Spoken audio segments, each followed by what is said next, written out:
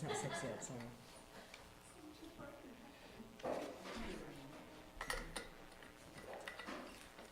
All right, so being 6 p.m. on Tuesday, February 18th, I'm going to call to order the Winooski Liquor Control Meeting. Please join us in the Pledge of Allegiance, led by Councilor Jim Duncan. I pledge allegiance to the flag of the United States of America and to the republic for which it stands, one nation, under God, indivisible, with liberty and justice for all.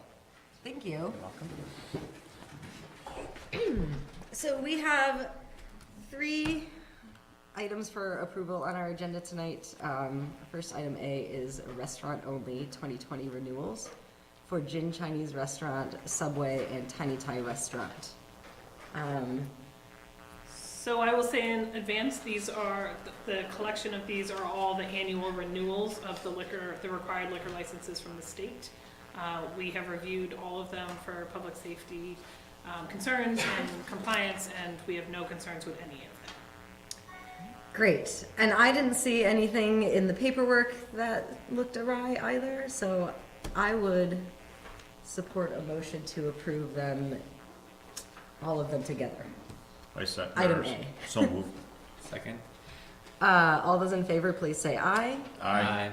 Motion carries approval of all the restaurant-only renewals. Item B is second-class liquor license renewals for Beverage Warehouse, Commodities Natural Market Winooski, KGR Enterprises, RL Valley, Chuck's Mobile, Shiva Ram, Winooski Jiffy Mart, Simon's, Bazina Pamela, Chicks Market, Westco, DBA Champlain Farms, and Fast Stop. Would take a motion to approve all of the second-class liquor licenses. So moved.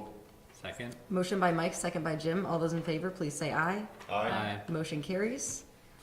And last, we have first-class liquor license 2020 renewals for Big Red Enterprises, Waterworks, Sneakers, the Veterans of Foreign Wars, Last Stop, Mandarin, Monkey Hospitality, Our House Bistro, Papa Frank's, El Cortijo, Mule Bar, and Junior's Original. So moved. Would you make a motion? I will make. Sure. Anyone second? Second. Okay, motion by Mike, second by Amy. All those in favor, please say aye. Aye. Motion carries approval of first-class liquor license renewals. That brings us to the end of the agenda for the Winooski Liquor Control meeting. I would take a motion to adjourn. So moved. Second. Motion by Jim, second by Mike. All those in favor, please say aye. Aye. Motion carries. Thank you. So at, the agenda says 6:05, so we'll have to take a 3-minute recess before we initiate the city council meeting.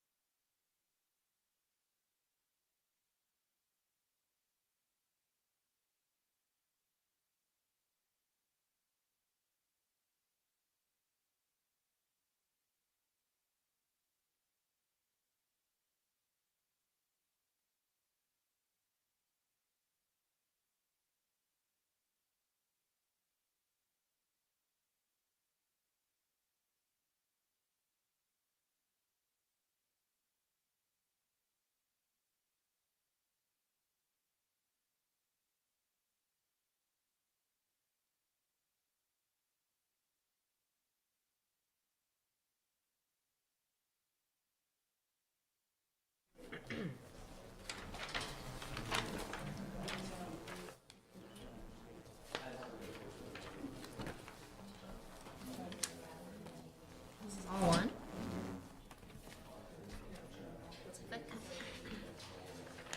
Oh no, we missed one. I didn't miss one. Yeah, I think they were just stuck together. Here, I'll do that one again. 1-minute warning. That's why we need to stand.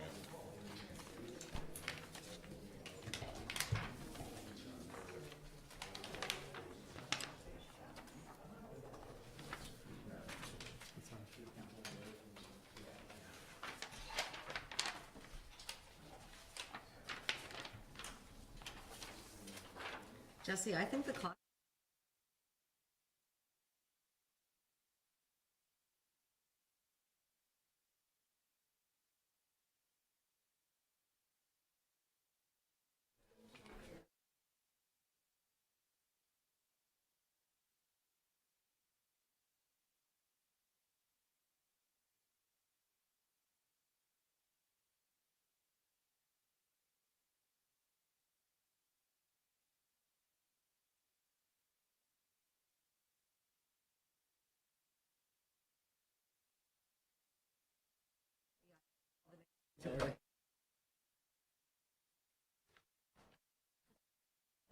It is now 6:05 on Tuesday, February 18th, so I will call to order the Winooski City Council meeting.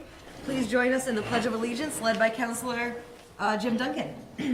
I pledge allegiance to the flag of the United States of America and to the republic for which it stands, one nation, under God, indivisible, with liberty and justice for all. Thank you.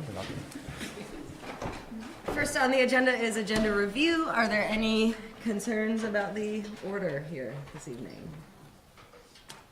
Any concerns from the public? All right. Next is public comment. This is a chance for anyone in the audience to make a comment about any item that is not on the agenda. Are there any public comments?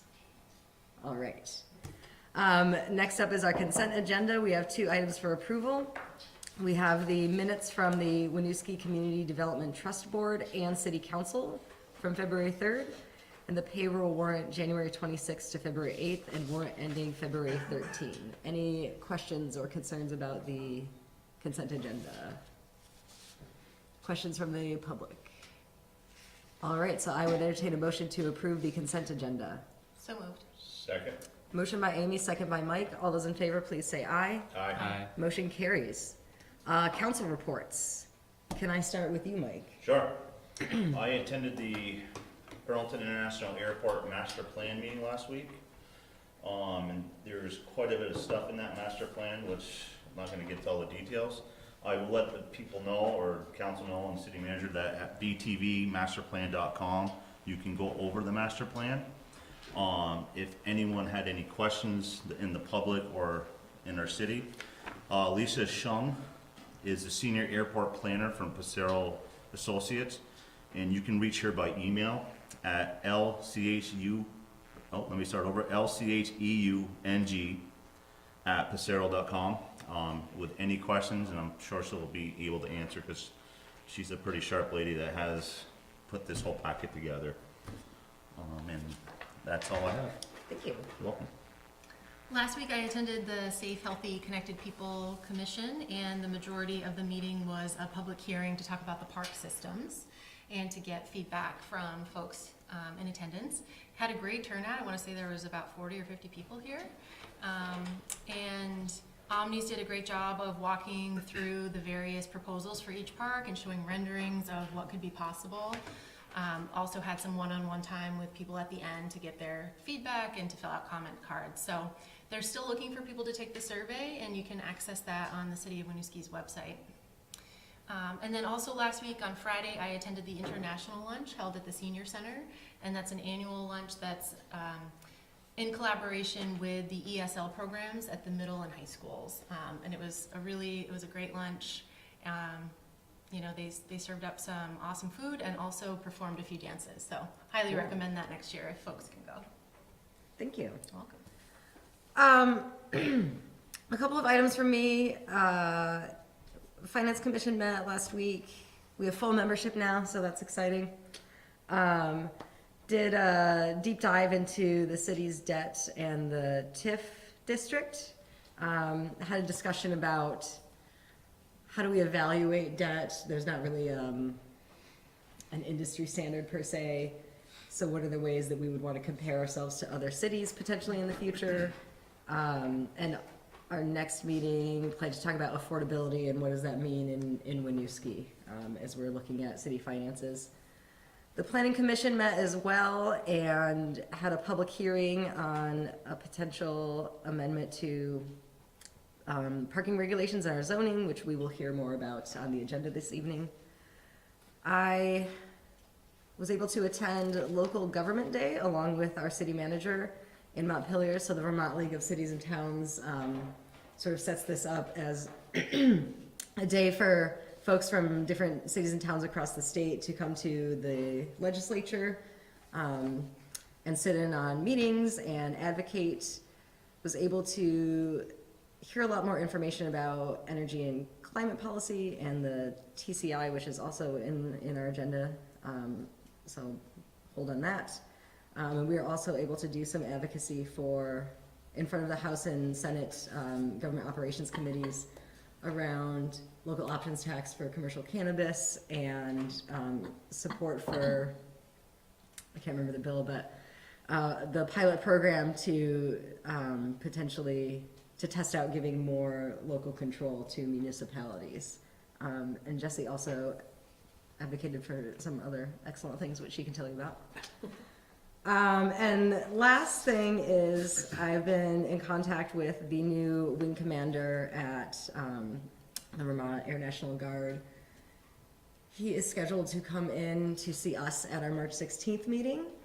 I have talked to him about sharing an update with our community on the arrivals of the additional jets, what the sort of planned flight schedule might look like, and any efforts that they are making towards noise mitigation from there and like flight paths and things like that. If there are other things that we are interested in hearing about and having them discuss at this public meeting, please let me know and I will pass those along so they can prepare. Pass it to you. Great. I attended the Charter Commission on Tuesday of Yeah. last week. Thank you. And they finalized their fact sheet that provides some answers to frequently asked questions related to the language that they're considering for potential charter change around all resident voting. So that fact sheet is ready to go, and they're moving into outreach now. So they'll be setting up group meetings and one-on-one kind of smaller group meetings with 2 or 1 commission member at a time and members of the community who will either be empowered with voting rights through this change or others who might be affected by that or other interested groups in the city. So that will be starting up by town meeting day most likely, and then they'll also be scheduling at least one of their commission meetings in March or April as a public forum to provide kind of another opportunity for folks to come in and hear about the potential language changes and provide more feedback. And all of that they'll be compiling into information to come back to council related to who they're hearing from, what types of concerns and questions and supports being raised by different groups. So we'll get kind of a good synopsis of all the different folks that they've talked to in somewhat of a structured way. So they're kind of set to roll on that, and we'll begin scheduling those pretty soon.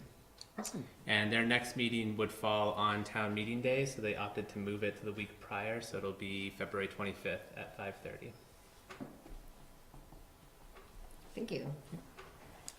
Moving on to city updates. Great, thank you. So just following up on the mayor's, she and I attended local government day. The other 2 things I primarily talked about at the Senate and House GovOps commission meeting where they actually, or testimony were on regional dispatch and on the academy. There were questions that arose from the senators and reps about how to support regional efforts in dispatch.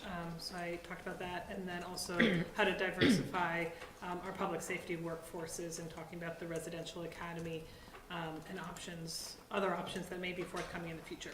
And it was great to have the mayor there and a fun, long day. In terms of other updates, this is our last meeting before town meeting day, so want to remind you and the public about some opportunities to come and hear about what will be on the ballot for town meeting day. So tomorrow evening, starting at 5:30 at the O'Brien Community Center, is our annual community dinner where the mayor and I and the school trustee chair will be presenting the city budget and the school budget. Dinner starts at 5:30 and the presentations will start around 6. It's always a fun event. The following morning, on Thursday morning at 10, the mayor and I are going to the Winooski Housing Authority to do a specific budget presentation to them as well, and that's open to the public. And then, of course, our Channel 17 presentation on the budget is linked off of our website and off the Channel 17 page as well, and is running on Channel 17. So if folks are interested in that and what's going to be on the ballot on town meeting day, look out for some of those resources. Additionally, our annual report is now live both electronically on our website and in hard copy. There are hard copies in front of you tonight. Those are also available here at City Hall, at the library, and at the senior center, and at the school. Along the town meeting day lines, wanted to also remind everyone that absentee ballots are now available. We have sent out 106 to date, which is tracking to be significantly more than last town meeting day. We sent out a total of 140, and given that there are still 2 weeks to town meeting day, we anticipate exceeding that. And then the last presidential preference primary in 2016, we only sent out 141. So we're on track to even break that as well. Wanted to officially announce that we have won the Working Communities Challenge Planning Grant. That was the grant identified to support some of the equity work we've been working on together for the last year or so. This is, just as a reminder, is a $15,000 planning grant that will get us to writing an implementation grant that would be $300,000 over 3 years.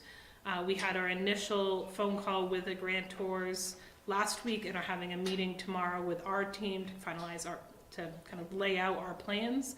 We'll then have a series of 3 one-day trainings with the grantor to prepare our application. We learned that we will be submitting that, assuming we want to move forward as a community, we'll be submitting that implementation grant in June. And it seems like they're on a pretty fast track, so I imagine we would be hearing later in the summer. We also issued on Friday the RFP for the consultant to do the historic resource inventory and preservation bylaws recommendation. This was a priority we talked about at the strategy session last spring.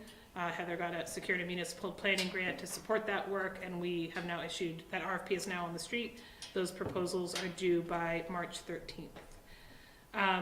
Just want to give you a quick update that we are moving forward kind of fast and furious on the Lot 7D development agreement negotiations, and because there is a month now between our 2 meetings, I may ask you to do a special meeting on Lot 7D.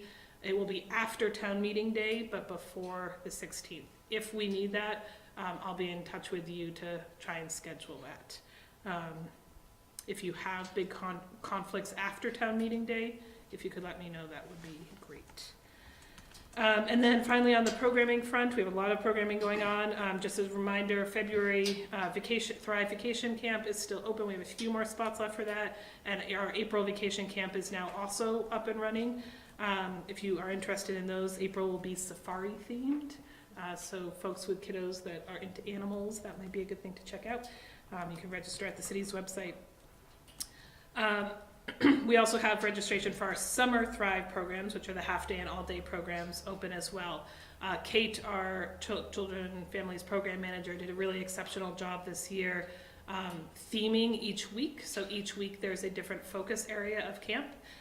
They also plan to utilize the pool this year. So there'll be far less just kind of in-building summer adventure, but now they'll be going out much more to the different resources in the city. So if you're interested in that, sign up. And Kate and Ray and their team are having a family mixer on March 25th from 6 to 8 at the Senior Center. So if folks are interested in Thrive and want to learn more, or our current Thrive families, we hope you will join us for that. That's again March 25th from 6 to 8 at the Senior Center.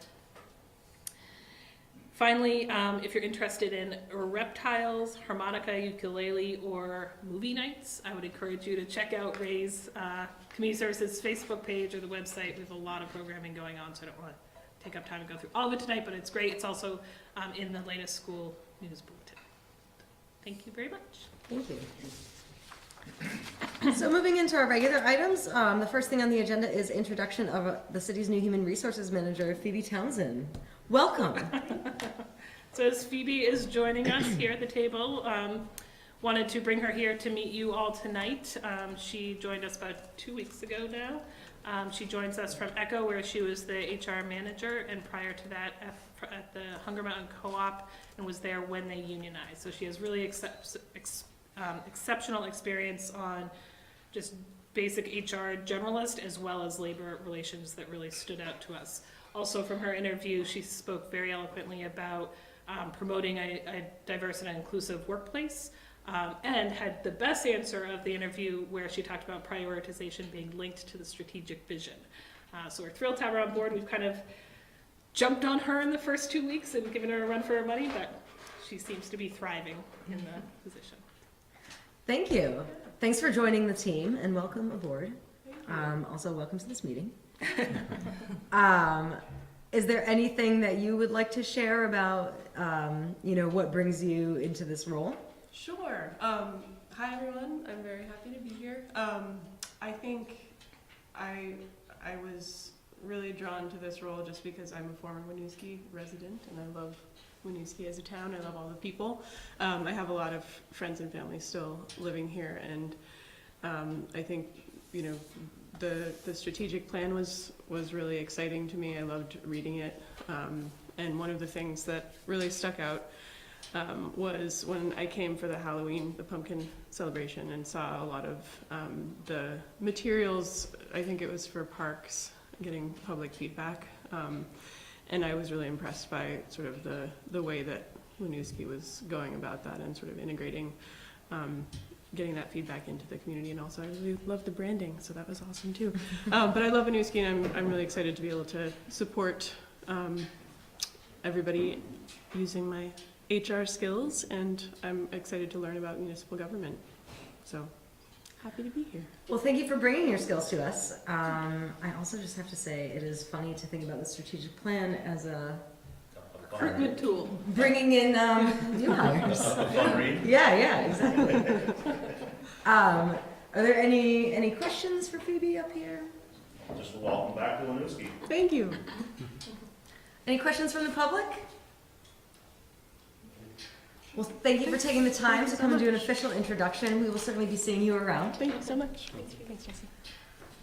So our next item on the agenda is the resolution on Transportation Climate Initiative, which we discussed at our last meeting. I am pulling this up now, sorry. So at our last meeting, we talked about this resolution in support of, I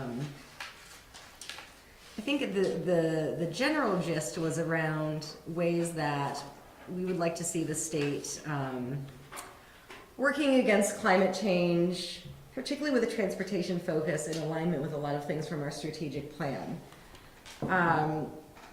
After our last meeting discussion, one of the things that came out of that was that we wanted to actually make this resolution more of a definitive support of the Transportation Climate Initiative specifically. So I updated the wording, the language at the very end. Some questions that we discussed were how our neighboring communities are either supporting or not supporting TCI, and what like public feedback has been, any insight into like the pluses and pros and cons here. So there was supposed to be a public meeting in Burlington last week. It was postponed due to weather, so we weren't able to glean anything from that. I did link in the agenda packet to the public input summary that already was put together from previous meetings around the region, right? So this is North Atlantic and New England.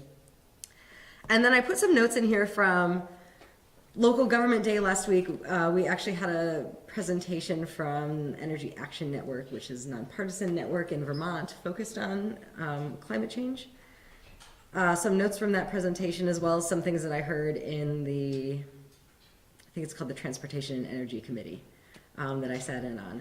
So I have some of these notes in here. My big takeaways were that the biggest concern I've heard through these presentations and through some of the other mayors is around increased gas taxes, and the impact that can have on residents, particularly considering affordability.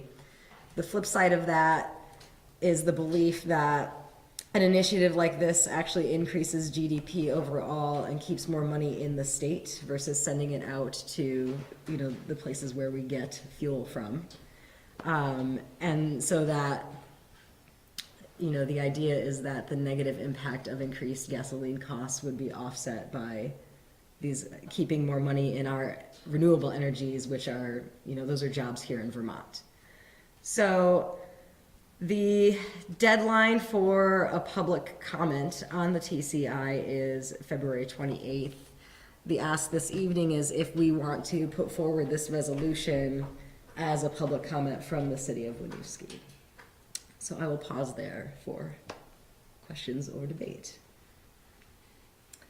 I think you had mentioned in your notes that some of the other surrounding cities weren't supportive of it. Was that primarily because of the gas tax, or did they name any other reasons for not wanting to sign on? That is the primary thing that I've heard. There's also concern that the governor is not supportive anyway, and I think folks are worried about like where they're placing their sort of political energies. At the mayor's meeting, the mayors that I did speak with, there is general support for the state to do something about climate, generally through transportation and weatherization as the biggest contributors to climate impact. So I wouldn't say it was like sort of a mixed bag.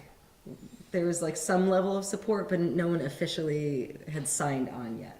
I do think more than one city is going to sign on is not the word, but make a public statement of support, but certainly not all of them, did I get the impression would.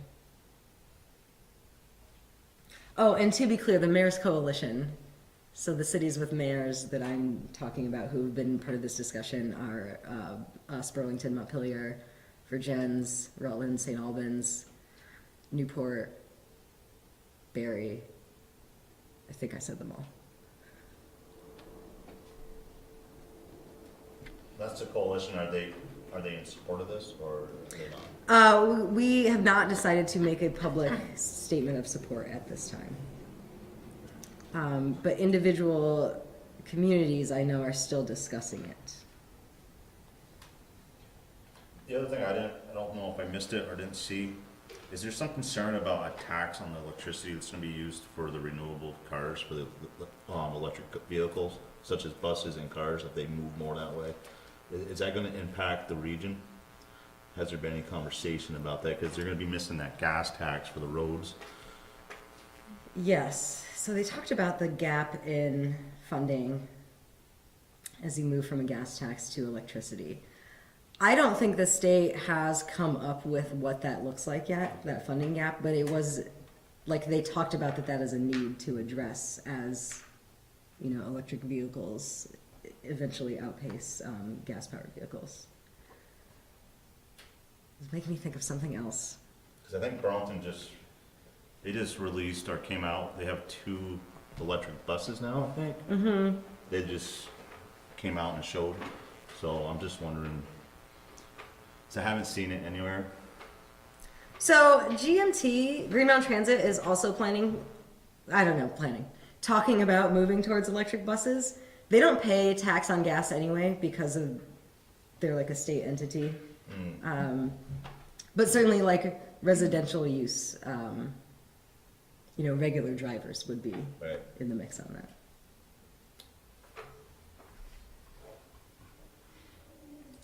Are there any other if everyone's generally supportive of doing something on climate change and transportation, other alternatives currently being discussed that are this far along? The only things that I heard about, you know, the governor's budget puts forth more funding for weatherization programs. There's discussion on transportation initiatives, but the only other like piece of legislation that I heard being discussed was a bill that would allow the residents of Vermont to sue the state if they don't meet the 2050. We have like a bottom rate we're supposed to hit by 2050. So I would say no. I did not hear any other legislation being discussed that was tangible plan for alternatives to addressing transportation. The other thing that worries me too is just not transportation, but it's the heating oil and how people are at, you know, we live in a cold state.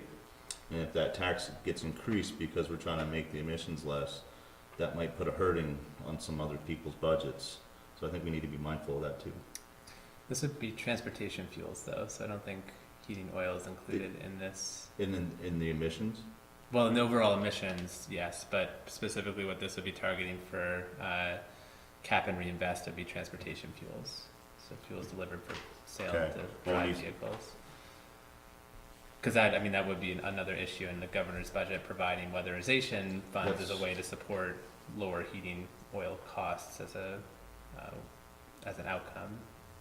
Because you spend less on heating. If So they'd be increasing the tax on the fuel just for transportation needs and not for heating needs? Or is that all budgeted in the same, I wonder? Yeah, so the fuel suppliers would have to purchase allowances when they are distributing transportation fuel. So it's not a tax, it's a purchase of an allowance they then pass on to the customer. So something like GMT wouldn't, if they're still running diesel buses, would actually pay the additional fee because it's not a tax. That's a very good point. It is not a tax specifically, but it is likely to increase the fuel costs. And I do appreciate you including in the memo the relative swing. You pointed out that between 5 and 17 cents per gallon could be the increase rate, but we see market swings of 53 cents. So the increase in taxes, the increase in the gas cost could be partially TCI, but also very much geopolitically dependent on what's happening in the rest of the world that drives our supply of oil. So I think that while there is a price impact, that we're going to have price swings either way, and the ability to say that the TCI will be the primary driver of an increased burden on people's wallets, I think, is challenging. And without being a party to this agreement, we can't benefit from any reinvestment that comes at higher prices. So yes, Vermont could be cheaper to buy gas, but we can't invest any money in rural transportation or urban systems that we need to offset those issues. That was a good point too. Something that was discussed is we don't have fuel producers here, the transportation fuel producers and distributors, at least not in any sizable amount from what I understand. And so if our neighboring states are signing on to this initiative, and this is where these distributors are located, and it's going to drive up their costs, they're going to pass that on to everyone. So we would receive that increased cost no matter what. But if we're not a part of the initiative, we wouldn't be a part of the reinvestment dollars. Yeah, I guess I would just, everyone agrees that I shouldn't say everyone, but there's the VPR PBS poll that came out shows there's a significant interest in doing something on climate change right now, and transportation is one of two ways that we have an ability to do something in the state. So even if the TCI doesn't eventually become into force in Vermont, I think showing that we want something like this is going to be, we need something like this, and we need it 10 years ago. And so I think that whatever we can do to signal support at the local level for these state and regional initiatives to start tackling difficult questions and challenges now, I think we're only going to do ourselves a service going into the future. So I still strongly support this resolution and the TCI as a first step in doing that here in Vermont.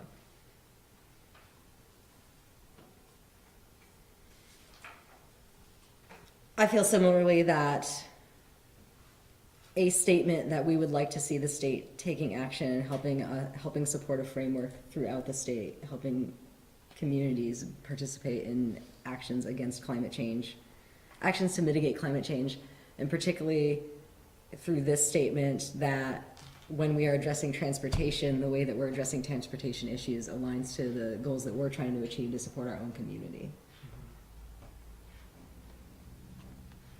And really what the resolution is saying is, that we as a city are supportive of it. It doesn't necessarily mean that it's going to push the state of Vermont to sign on to it, right?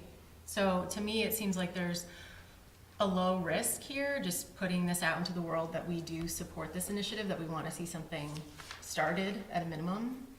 And if Vermont decides to sign on, then I think there are a lot of efficiencies to be gained from the model of, joining multiple states. So I would also support going forward with the resolution. Do I hear a motion? I'll move that we approve the resolution as worded. Second. Motion by Jim, second by Amy. All those in favor, please say aye. Aye. Aye. Motion carries. Thank you. Item C, approval letter of support for Vermont Planners Association Plan of the Year Award.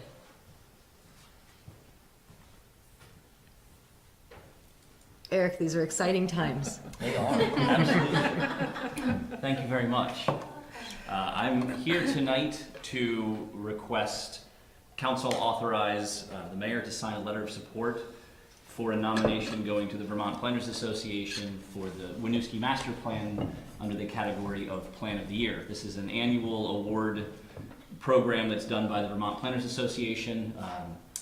If the plan is granted the award, it will automatically be nominated for the American Planning Association's Northern New England Chapter Awards Program, which will be, the conference this year will be held in Burlington, so it'll be a great opportunity for the city to get recognized right close to home. So there's nothing really required other than the authorization to sign the nomination. I think after what Phoebe said earlier about reading the plan, I think that speaks for itself. We should be given Plan of the Year regardless, but that's what we're looking for tonight.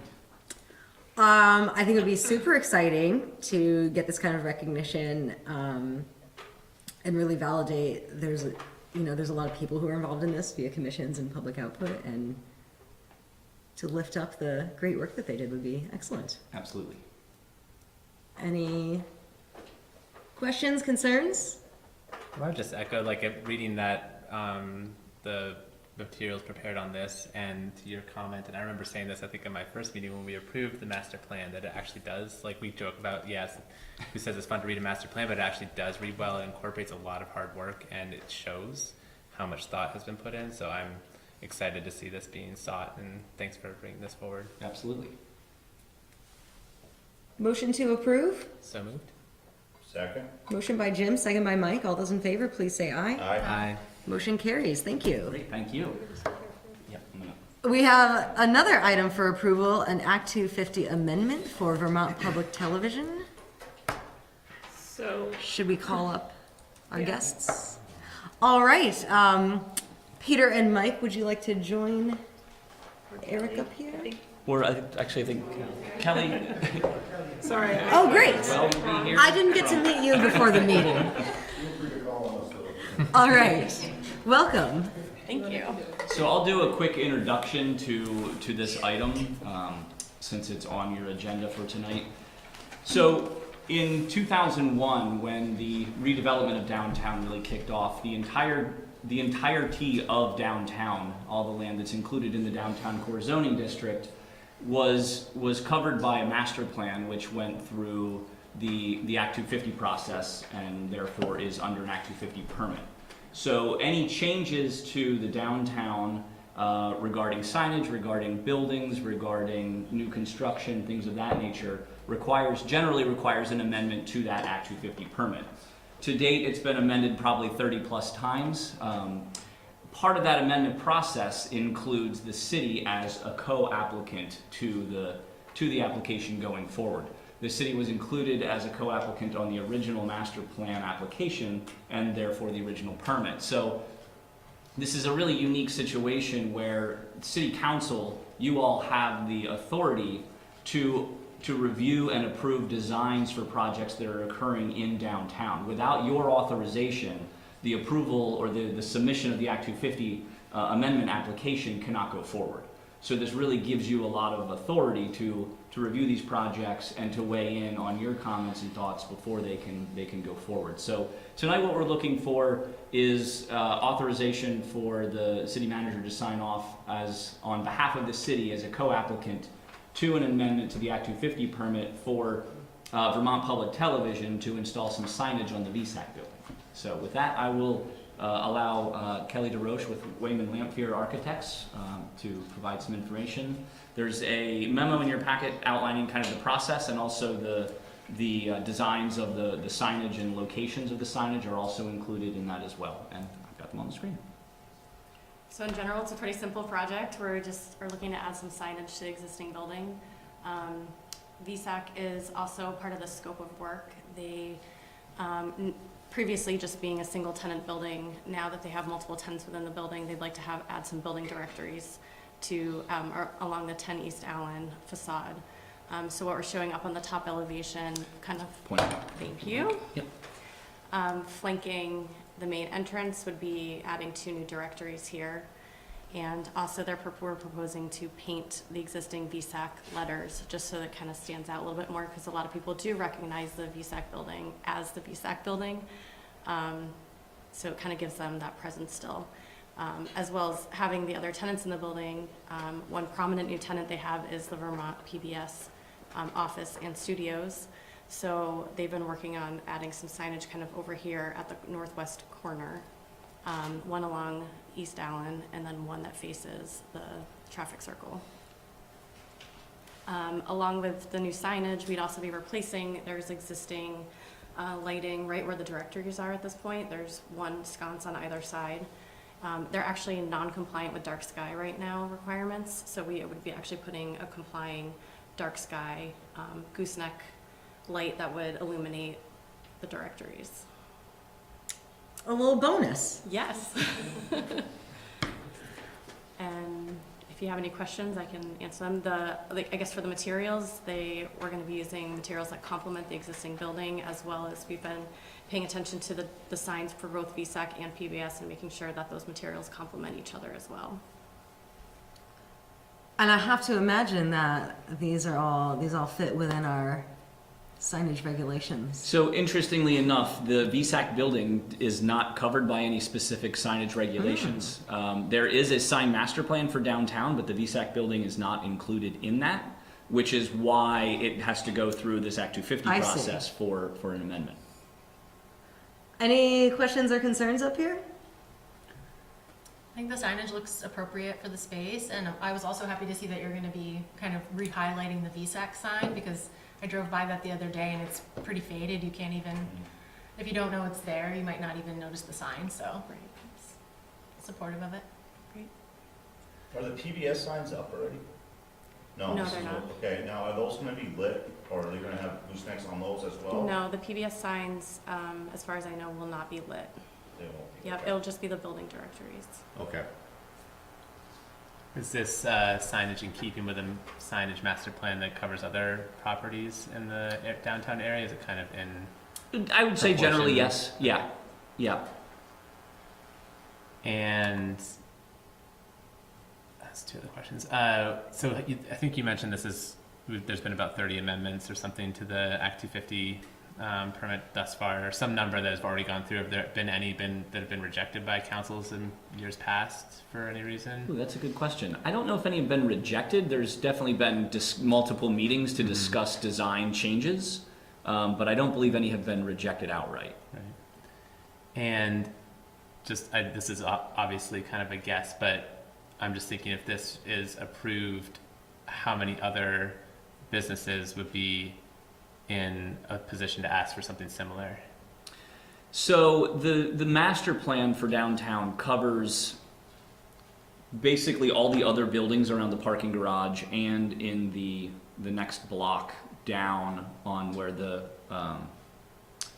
deli is on the corner of Cascades and Winooski Falls Way. Covers primarily all of those commercial spaces. It's very specific for the locations, the types of signs that can be used, the amount of sign area that they can use as well. So this is really one of the few buildings that doesn't have any type of real guidance through the master plan for signage. The VSAC building and the Champlain Mill is another building that doesn't really have any specific guidance. So unless they're looking to change signs on those buildings, everything else would generally be covered and could be handled administratively. Okay.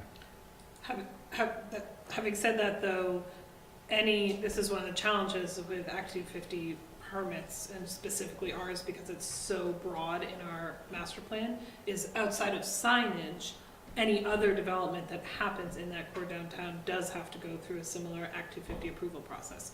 So you approve the application for the Act 250 permit for the shelter at Waterworks, as an example. We'll need to do a very similar thing for redevelopment at 7D as well. So there will be additional amendments coming forward. Generally speaking, if the building already exists, so the commercial spaces along the Rotary now or along Winooski Falls Way, if they're just changing uses, that would not go through the Act 250 process because it's an existing structure, therefore it's just the use that's being changed out. We can do that administratively as well. But as Jesse mentioned, any new development, like on Lot 7D, would require an amendment to the permit. So in this being proportional to what's covered by the master plan for other buildings, there's no real exceptionalism in this sign, like that this would That's correct. actually be in keeping with the rest of the facades in Yes. the district. Great, thanks. Anyone want to move to approve? Can you rhyme it? Second. First by Mike, second by Jim. All those in favor, please say aye. Aye. Motion carries. Signage approved. We will sign on. Thank you very much. Thank you. Thank you. Thanks for coming in. Yes. Welcome to Winooski too. Yes. And Eric will stay with us to introduce Unified Land Use and Development Regulations Amendment Parking Waiver. Yes, thank you very much again. I'm still Eric, still here.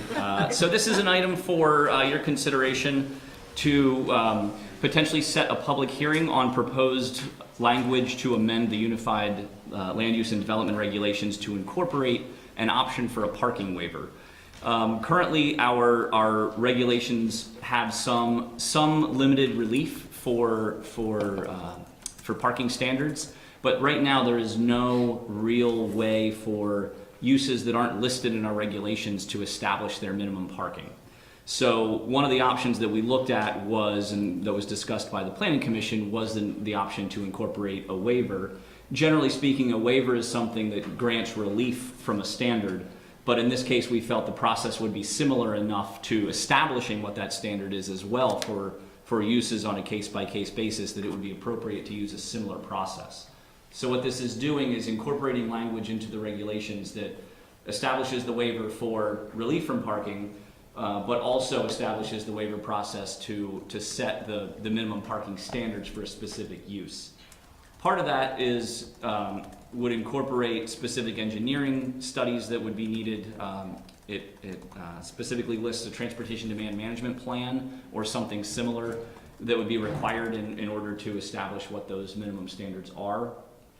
One of the advantages to having the waiver option supports some of the work that was done by the Housing Commission related to affordability and provides an opportunity for a use that's coming in, if there is a set standard already, to request additional relief beyond what we already allow. The waiver process would, however, not be an easy one, I think. It would require a public hearing before the Development Review Board, as well as the Transportation Demand Management Plan, to justify the reduction in parking, or to justify why the number of spaces is needed, and to set the standard for uses that aren't currently listed. So that would require a public hearing, that would require notification to all the adjacent property owners. It would be a very public process, and the DRB could choose to agree with the applicant, to agree partially with the applicant, or disagree with the applicant altogether and deny that request. So one of the uses that we've been having discussions about is redevelopment of the school, the high school property. Right now we don't have a standard for parking in our regulations that would apply directly to a school. So the regulations as they're written now, I would administer that by the closest use that's listed, which currently is in my estimation an office use.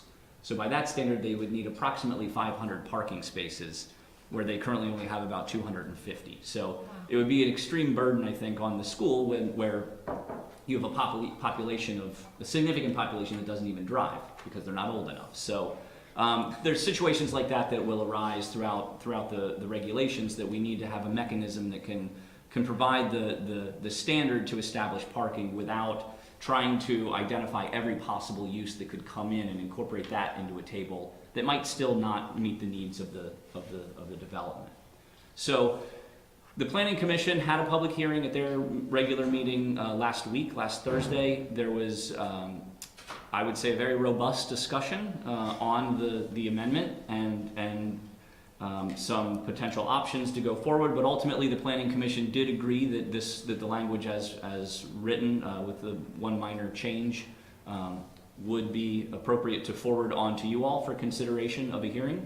So what we're looking for tonight is for any questions, obviously, and any clarifications on the specific language, and then consideration of setting a public hearing on this amendment for March 16th at your regular meeting there.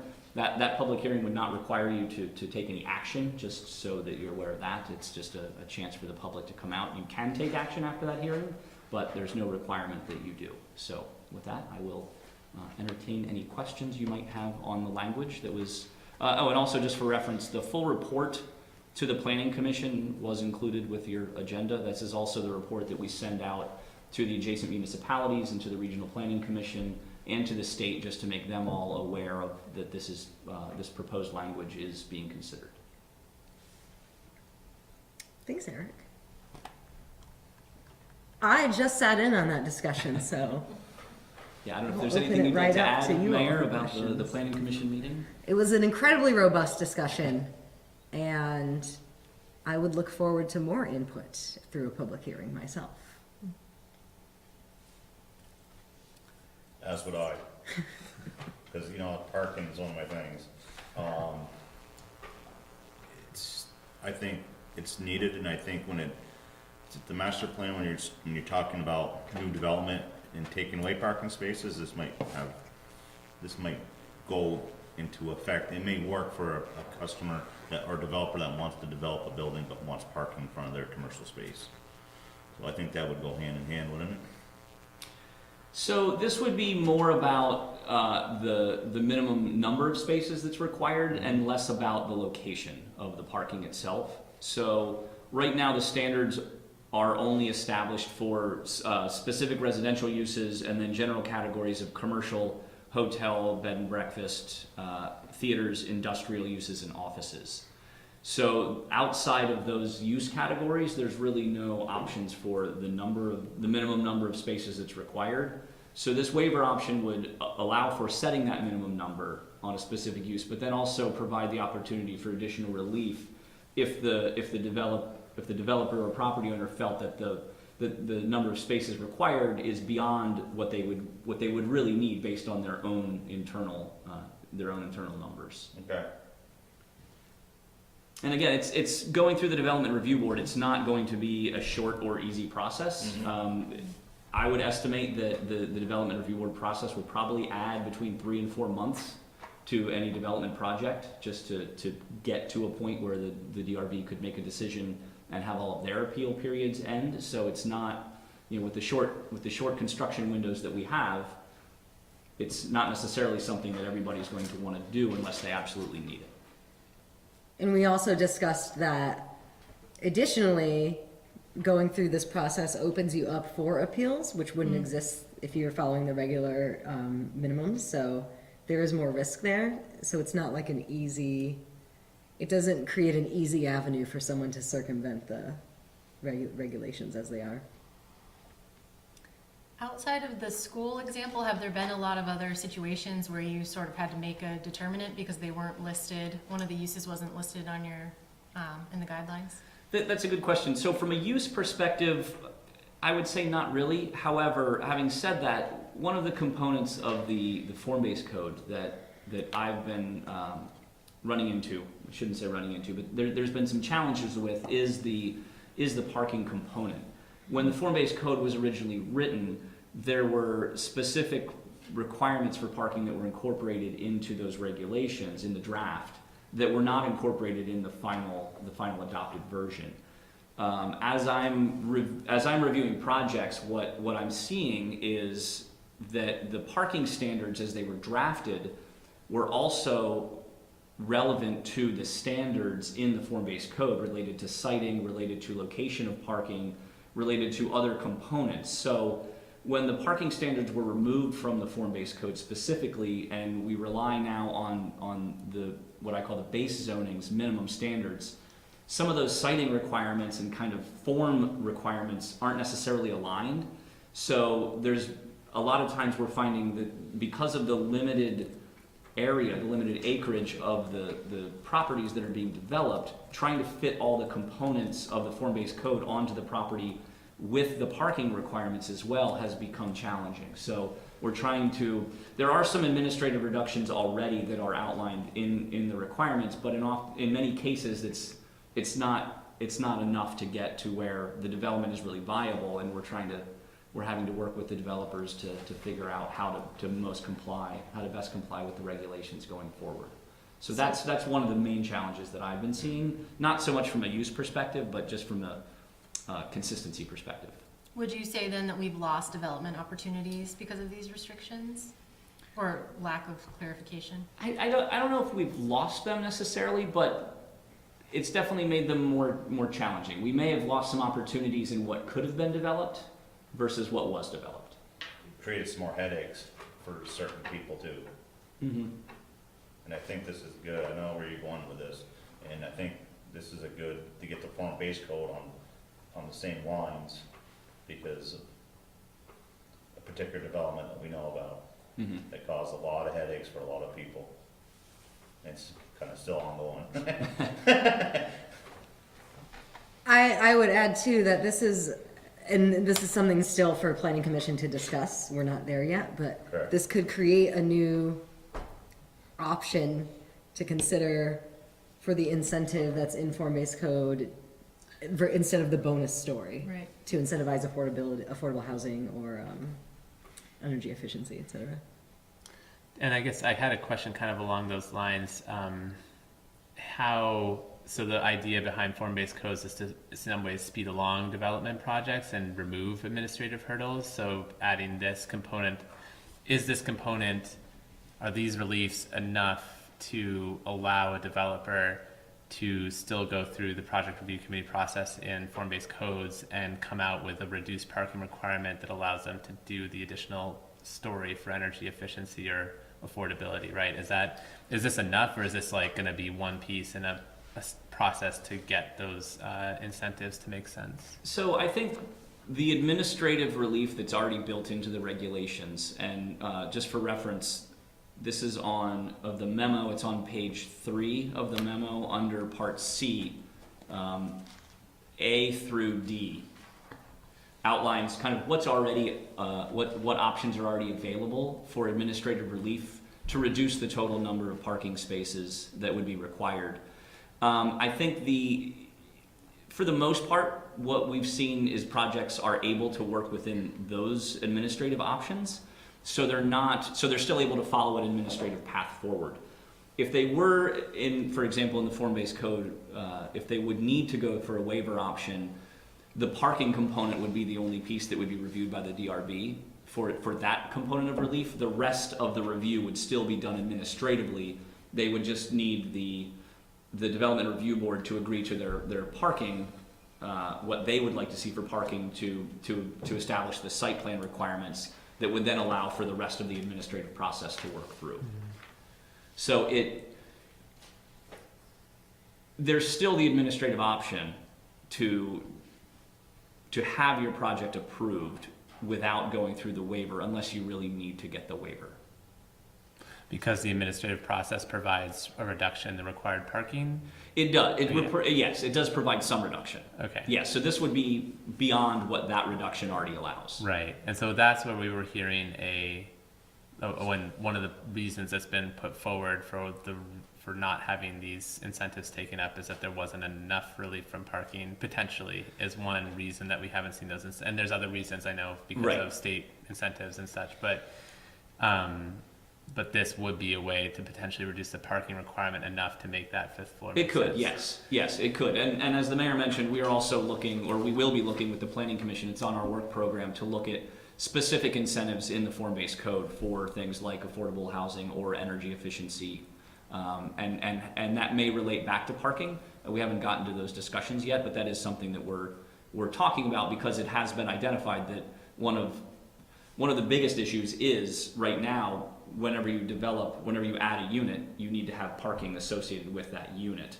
So there's really no incentive right now to build the additional units for affordability because you have to do the additional parking, which then you need the additional land for, and it doesn't always work out generally because of the size of the lots we have in the city.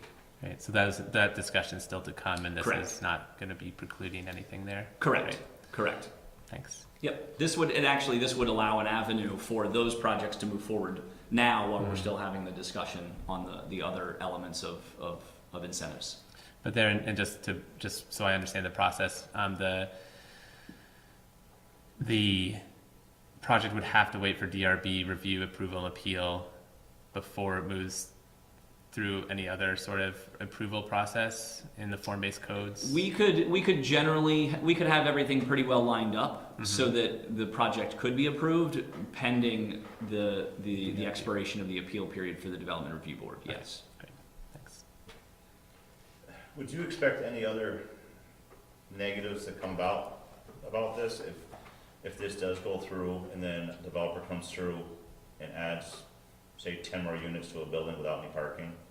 Do you know where all that overflow would go if we reduce the amount of parking for a developer? I mean, aren't we worried about flooding our streets with people's cars that have no business being on that street? So I think, from my perspective, no, I'm not worried about that. From the rental market, there's the latest census data shows that 20% of the renters in the city of Winooski don't have a car at all, have 0 cars. So there's evidence that shows that folks aren't using cars as much as they used to. So they're relying on alternative transportation options, either walking, biking, busing, whatever the case might be. So I think I'm not concerned about that because in order to get this additional reduction, the applicant would need to make the case to the Development Review Board as well and go through that public process and convince the Development Review Board that their data is good and that they can justify the reduction. And then also take the comments from the residents around the project or the property owners that are near the project, as well as anyone else from the public who wants to provide input on that. And I would add that this was one of the big pieces of the discussion at the Planning Commission. And one of the points outlined here in the DRB process is to evaluate potential impacts to surrounding parking facilities, including city-maintained streets or parking structures. Because it could be all set up and it could be all golden, but then when that developer or the owner of that building needs to rent those spaces, if he needs to rent them, he's gonna rent them. Doesn't matter, oh, you can't have a car here. You're not gonna tell someone that, you know. And then what I'm worried about are other neighbors not having space in front of their own house when they have guests, or if they need to park in front of their house. The overflow might cause more issues or more different kind of headaches than what we're seeing from the current appeal on development of the mansion. So, and that form-based code will align with that development. And that's, you know, the developer can say, no, these 10 units are gonna be rentals only with no vehicle access or no parking. But if they really need to rent those units, they may throw that clause out and say, well, each unit has 2 cars now. So now when you have 20 units and there's gonna be 40 cars with only parking for 20, where are those other 20 cars gonna go? They have to go somewhere. So I think the idea here is that the process prevents that because the DRB isn't going to allow 10 units with no parking. And when residents are notified of this DRB hearing and they're concerned, if they're concerned their street's already full, they're going to come out and say Okay. that. So this gives them a voice then too. Exactly, yeah, Okay. yeah. Yes, absolutely. Okay. I also think it's really important to note in these conversations that zoning is only one thing that oversees parking. When a developer goes to finance a development project, the financiers also want to know what the parking ratio is. So at times, developers are actually building more parking than the zoning requires because the financer is requiring it. And I think one of the outcomes in the scenario you mentioned where, you know, a building may have 20 units but only 10 parking spaces, the reality is that the renters of that building, if they don't see where their parking space is gonna be and they want parking, they're not gonna rent there, and therefore it's gonna become a financing problem for the developer. So there's a market pull from that direction as well as the legal direction. Does that make sense? Does. But I think this is what we're gonna hear more, like, if we move this forward to public hearing, this is Yeah. what we're gonna hear more about. I mean, how, was the public hearing at the planning commission, was it, I mean, did people come out? No, It was just planning commission, There was, right? there was There's one one member of the gentleman. public yeah, Yeah, okay, representing the school, full disclosure. yeah. yeah, but all that But makes sense of the school. I think we can, if we move this to a second public hearing, there is opportunity to push that out some more. It might carry a little more weight on a city council agenda, get more people out. I know folks from the planning commission will likely come, Can I ask one more question? of course. Thanks. No, I don't want to use my quota up. No, so we've been talking. I think it's great to hear kind of the deliberative processes being put in place to make sure that this isn't abused or short-circuiting other goals. The one question I had is, I know this was coming from the Housing Commission about how to potentially remove or reduce parking burdens in residentials, especially R, B, and C districts, where a new unit has to have 2 parking spaces. Is the process so onerous that a developer on that scale who may be building like a 4-unit rental property in a residential area, would they be able to get relief from parking? Or is it, I just worry, is this actually preventing it or putting up too many administrative barriers for a smaller scale development project in an area that may be overparked already? That's a good question. I don't think it would. I think there would still be, again, the administrative relief that's already incorporated into the regulations, I think, provides some of those outlets for those situations. And because of the process that the waiver would require and the information that it would require, I think it's going to be potentially onerous for everybody. I don't think it's, and I don't mean that to be that we're trying to set up a process that nobody's going to use. I think part of it is that we want to make a process that isn't accessible to everybody also, so that we don't just end up with a flood of applications that then have to be reviewed. We want to make sure that there is a balance of the amount of information that's required versus what the actual need for relief is. So it's, I don't think it'll prevent those developers from still coming in based on their parking needs. But I think it's really one of those things where time will tell, and then we can make amendments if we need to in the future. Okay, thanks. And I think the planning commission is interested in, hopefully we get this grant for a parking study. I think they are interested in revisiting the broader discussion with that information in place. Thanks. So we need a vote to move this to public hearing? So just as a process reminder, because this is going to be coming up, I think, a fair amount about other things in the next couple of months. So by our charter and by state statute, the planning commission has to hold a public hearing before they move something forward to you. But under your process, for any ordinance change, one of which is a zoning change, you are also required to have a public hearing.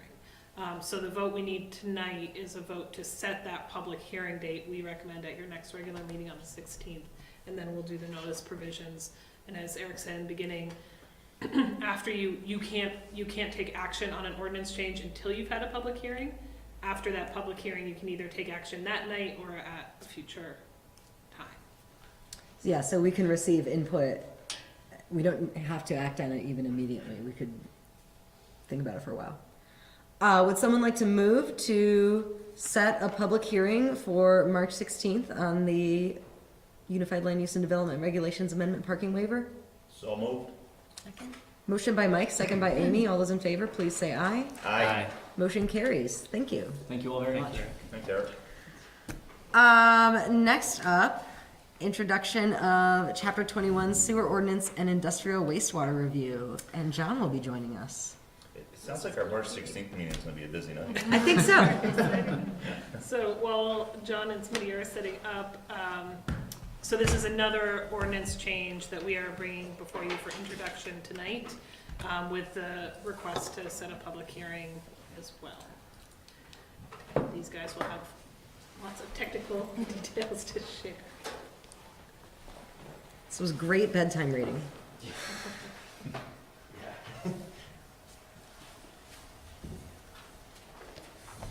I did not know how long our sewer ordinance was.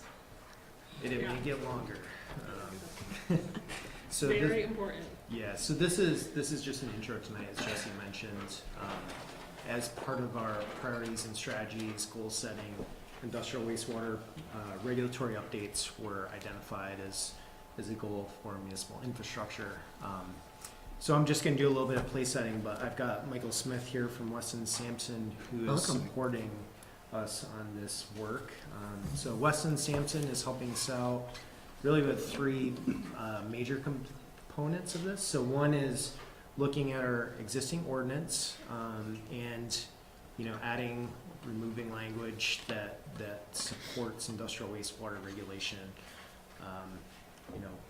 In that it protects our wastewater treatment plant, in that we're able to better manage industrial wastewater coming in so that we can better protect our assets and basically allocate future development if other industrial users want to come in. And Weston Sampson also looking at our helping us with our current rate structure. So as you can imagine, industrial users create a much higher load operationally on their wastewater treatment plant. So, what is a sort of a fair rate structure that we should be looking at for those industrial users, so that we don't have residential homeowners that are contributing domestic waste sort of subsidizing that additional load to the treatment plant.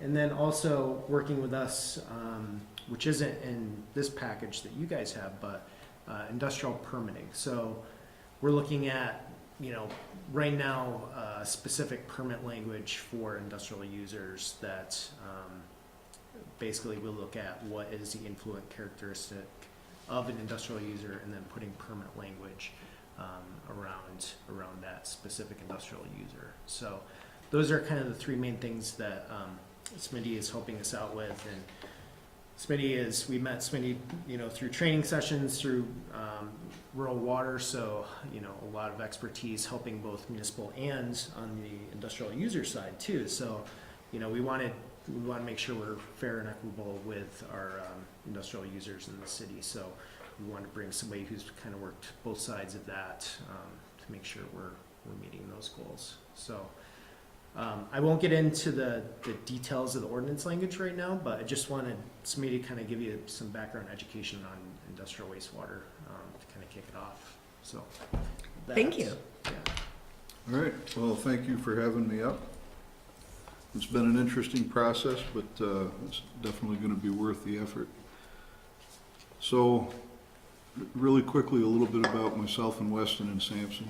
Weston and Sampson's was established and has remained the same company since 1899, and we're pioneers in the sanitary civil engineering field, primarily water treatment. I've been doing this sort of thing for 32 years.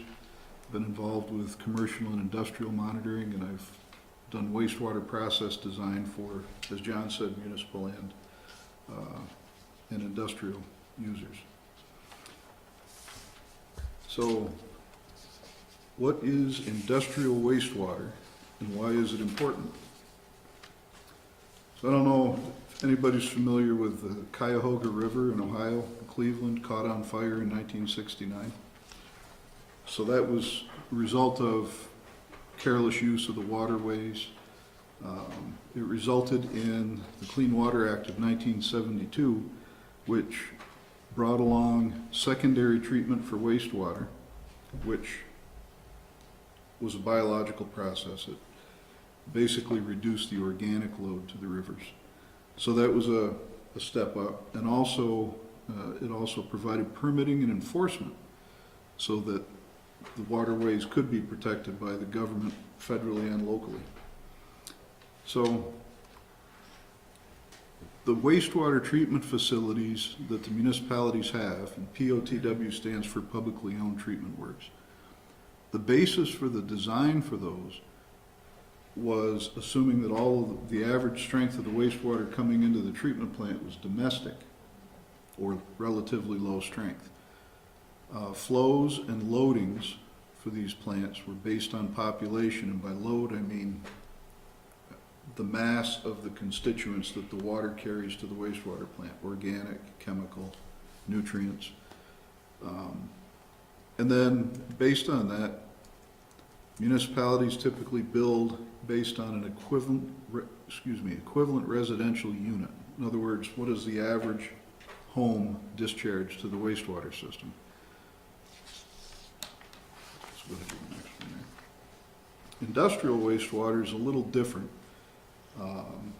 It's very concentrated because, you know, industries or businesses, so if they can economize on water use, then the waste that leaves the building is going to be more concentrated. There are specific constituents typical for, specific to each type of industry that is connected. They typically are higher strength than BOD, which is the organic load. Some examples of that are breweries, dairies, rendering facilities. Metal plating and finishing doesn't typically have a high strength BOD, but it'll have higher metals concentrations. Cosmetics, rendering, soap manufacturing, they typically produce fats, oils, and grease, which produce a load on the wastewater plant, but also create some issues within the collection system. And industrial connections are typically relatively small as far as the contribution to a municipality. So of all of the wastewater that comes to the wastewater plant over the course of the year, the industrial connections are a very small piece of that typically. Go ahead to the next one. So what's in the wastewater that is of concern? So I mentioned BOD, the top one, is biochemical oxygen demand. That's just a measure of the carbon content of the water. Total suspended solids, a measure of settleable material that's in the water that gets carried into the sewer. So just for information, the BOD and TSS are the two primary design parameters used for wastewater treatment facilities. They're supposed to reduce the organic load and the solids load to the receiving waters. Nutrients are a concern depending on your watershed. In the Lake Champlain watershed, there's a lot of concern over phosphorus load because it contributes to the eutrophication of Lake Champlain. On the Connecticut River side, they're very concerned with nitrogen because it affects the fisheries down in the Long Island Sound. pH, the acidity of the water, antimicrobials. Hospitals, sometimes schools, use things called quaternary ammonia compounds, which are very pervasive. They don't break down easy. They use them as a disinfectant, but it can kill the biology of the wastewater plant. Food processing uses those compounds as well. Surfactants, things that break apart the surface tension of the water to help dissolve soils, say in a laundering process. Metals from metal plating, and fat, oil, and grease from everything from restaurants to rendering facilities and dairy. So these are the things that are in the wastewater that are typically in higher concentrations than domestic strength wastewater, which can have a deleterious impact on the municipal wastewater plant. So the bottom line is a little bit of industrial wastewater can result or can use up a lot of capacity at the city wastewater plant. Next one. So why industrial discharge permitting?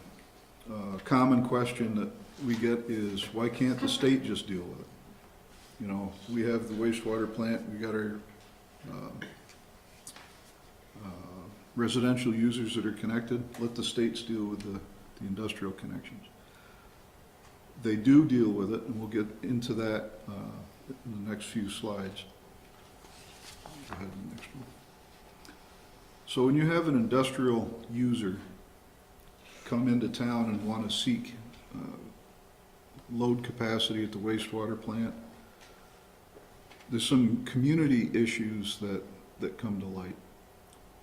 So under environmental management, you have to be concerned with the organic load coming in. Again, that's the BOD.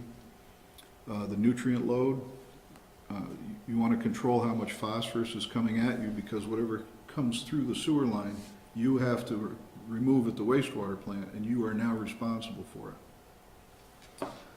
Wastewater plant capacity limitations. If a plant has been in service for 30 years, you may be nearing the end of its design life, or with all the new connections and growth in the community, you may be close to the end of your capacity and you're looking at an upgrade. Regulatory restrictions, as environmental regulations change and evolve, the municipalities are on the hook for that, and so you want to make sure that what's being contributed to your system isn't going to push you over a line. Conflicts with community growth goals. So you're looking at the town plan, and there's a set aside for some development and the wastewater allocation that goes with that, and then you bring in an industrial user that's going to request a lot of that capacity. It might inhibit growth goals. And many municipalities do things differently. There's so far been a very inconsistent approach.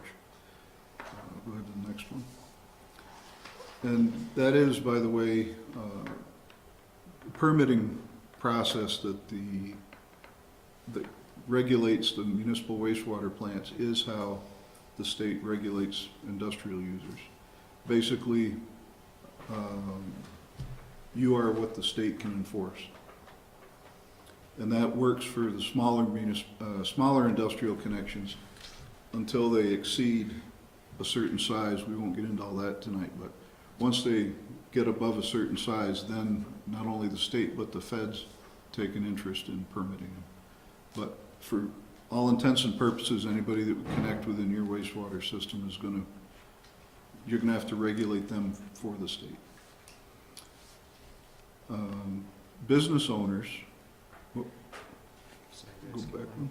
Oh, there we go. Some of the issues that the business owners have, they have to manage the wastewater and their residuals. That may include pretreatment to knock the strength down before it comes to the municipality. They usually have trouble finding capacity depending on how strong their wastewater is. What does that capacity cost? What kind of permitting do they have to deal with? And do all of these costs and requirements end up limiting any expansion potential that they might have? So it takes a lot of the focus away from production. So they want to make widgets, they don't want to deal with wastewater treatment and wastewater issues. So the municipalities and the industrial connections are coming at this from different angles. Go to the next one. And so that's why it's important to have this permitting process in place. It'll keep everyone on the same page. One huge reason that John alluded to before I started was it helps divvy up the cost for the wastewater infrastructure in a more equitable fashion, so that you don't have a small industry that's got a super concentrated waste that's using up half of the capacity at the plant being subsidized by all the residential users in town. And finally, it protects the wastewater treatment plant from basically crossing the line or violating their own discharge permit. I got a question. Sure. How do you determine that? How do you determine what usage an industrial person's gonna use? I mean, how do you monitor that? Well, we'll get into that in a little bit. Okay, all right. Yep, but no, that's a very good question, and it depends on the industry too. And that's what John has a copy of a draft permit that we helped develop, and that is supposed to address all of those things, and I think they may not have it yet, right? It's- What's in the package? But I don't. The application, Yeah, yeah, we didn't provide the application, all right, but that's coming, and the rate. I'll talk about that in a little bit more. So, what are some of the considerations for your industrial wastewater permitting? Go to the next one. You want to have your approach be quantitative and qualitative. So, quantitative, what's coming at you and how much? That's actually both, I'm sorry. Pollutants to be introduced, what are those going to be? As I mentioned before, each industry is kind of specific. If you have metal plating industry or metal stamping and finishing, they're going to have higher concentrations of metals that could affect the wastewater plant. Is there a potential for spill with this manufacturing process? Could chemicals be discharged directly to the sewer? Is there a slug discharge potential? Do they store up all their wastewater over the course of the day for whatever process reason is necessary and then dump it all on the town at once? Previous compliance history. Is this an industry that has had issues in other communities or caused, not intentionally, but is it inherent with this type of manufacturing process that it creates wastewater issues? NIPD's permit violation potential. So municipal wastewater plant is regulated through the National Pollutant Discharge Elimination System, which was a result of the Clean Water Act. That's the permit you guys have to live by. So is this industrial user and what they're going to release into your sewer going to push you into a place where you're going to be violating your own permit? And then residuals management impacts. That basically means municipal wastewater plant, you have a liquid stream and a solid stream process. The solid stream are the residuals that you pull out of the wastewater, sludge or biosolids. The quality of those materials, the chemical constituents in them, dictates what you can do with them. Can they be land applied? Can they be beneficially reused as compost? Do you have to landfill them? So what comes down the sewer line impacts every aspect of how the town or the city's wastewater plant operates. Go ahead, the next. So when do you want to issue a permit? You want to issue or go through the permitting process for any new industrial sources before they start. You don't want to wait until they're connected, having everybody think that there's an understanding about what's going on, and then lay some new regulations on them, which could impact the cost or the financial viability of their business. You want to be upfront. Existing sources should be permitted as well once the program has been implemented. If someone comes to town that has a pre-treatment system, in other words, they're already treating the wastewater to knock it down so that you can handle it, that should be included in the permit. The community needs to, or the wastewater staff at the wastewater plant needs to know what's going on upstream of them. If you discover an existing discharger that hasn't been noticed before, that would kick in the permit. And then you want to make sure that you initiate this process again before the expiration of an existing permit. Go to the next one. To modify a permit, if any industrial user that's in the program makes any modifications to their process, is there new information or a new product being manufactured? Regulatory requirements change. An example of that would be the new nutrient limitations for Lake Champlain Basin, cutting back on phosphorus. Correcting any errors in past reporting, and also at the request of the industrial user or the public. So you may actually have a user may feel that they have a permit where the requirements are a little too stringent. That happens all the time, and it gives you an opportunity to go through the process again. And this, again, the process is to make sure that the town and the connected user are all on the same page. It's not someone trying to gain the upper hand over the other. It's just basically laying out the rules for the connection. Next one, thanks. Some important industrial user information that is gathered through the permitting process. Again, what's the manufacturing process? How much water do they use and when do they use it? And are there any peaks? Wastewater characteristics, what's in it? How much of whatever it is in it? Plumbing and pretreatment schematics. If you have a metal plating industry coming into town, you're going to want to know the size of their wastewater tanks, where they're located relative to the sewer connection. Is it tied into a domestic line? Is it tied into a metered line? You're going to want a facility schematic, a narrative about their best management practices internally, which would address minimizing waste generation, and also what do they do in an emergency if there's a release. Chemicals used and stored as part of their process. Hours of operation for the facility. This helps the wastewater plant because then they can anticipate higher strength waste coming to the wastewater plant so they can make adjustments and stay within permit. Production rates. How much wastewater are you generating?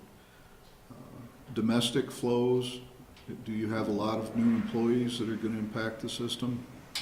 And how does that compare with the wastewater from the industrial process? And another key piece is contact information. You want to know who at the industry to get a hold of in an emergency. Go ahead to the next one there.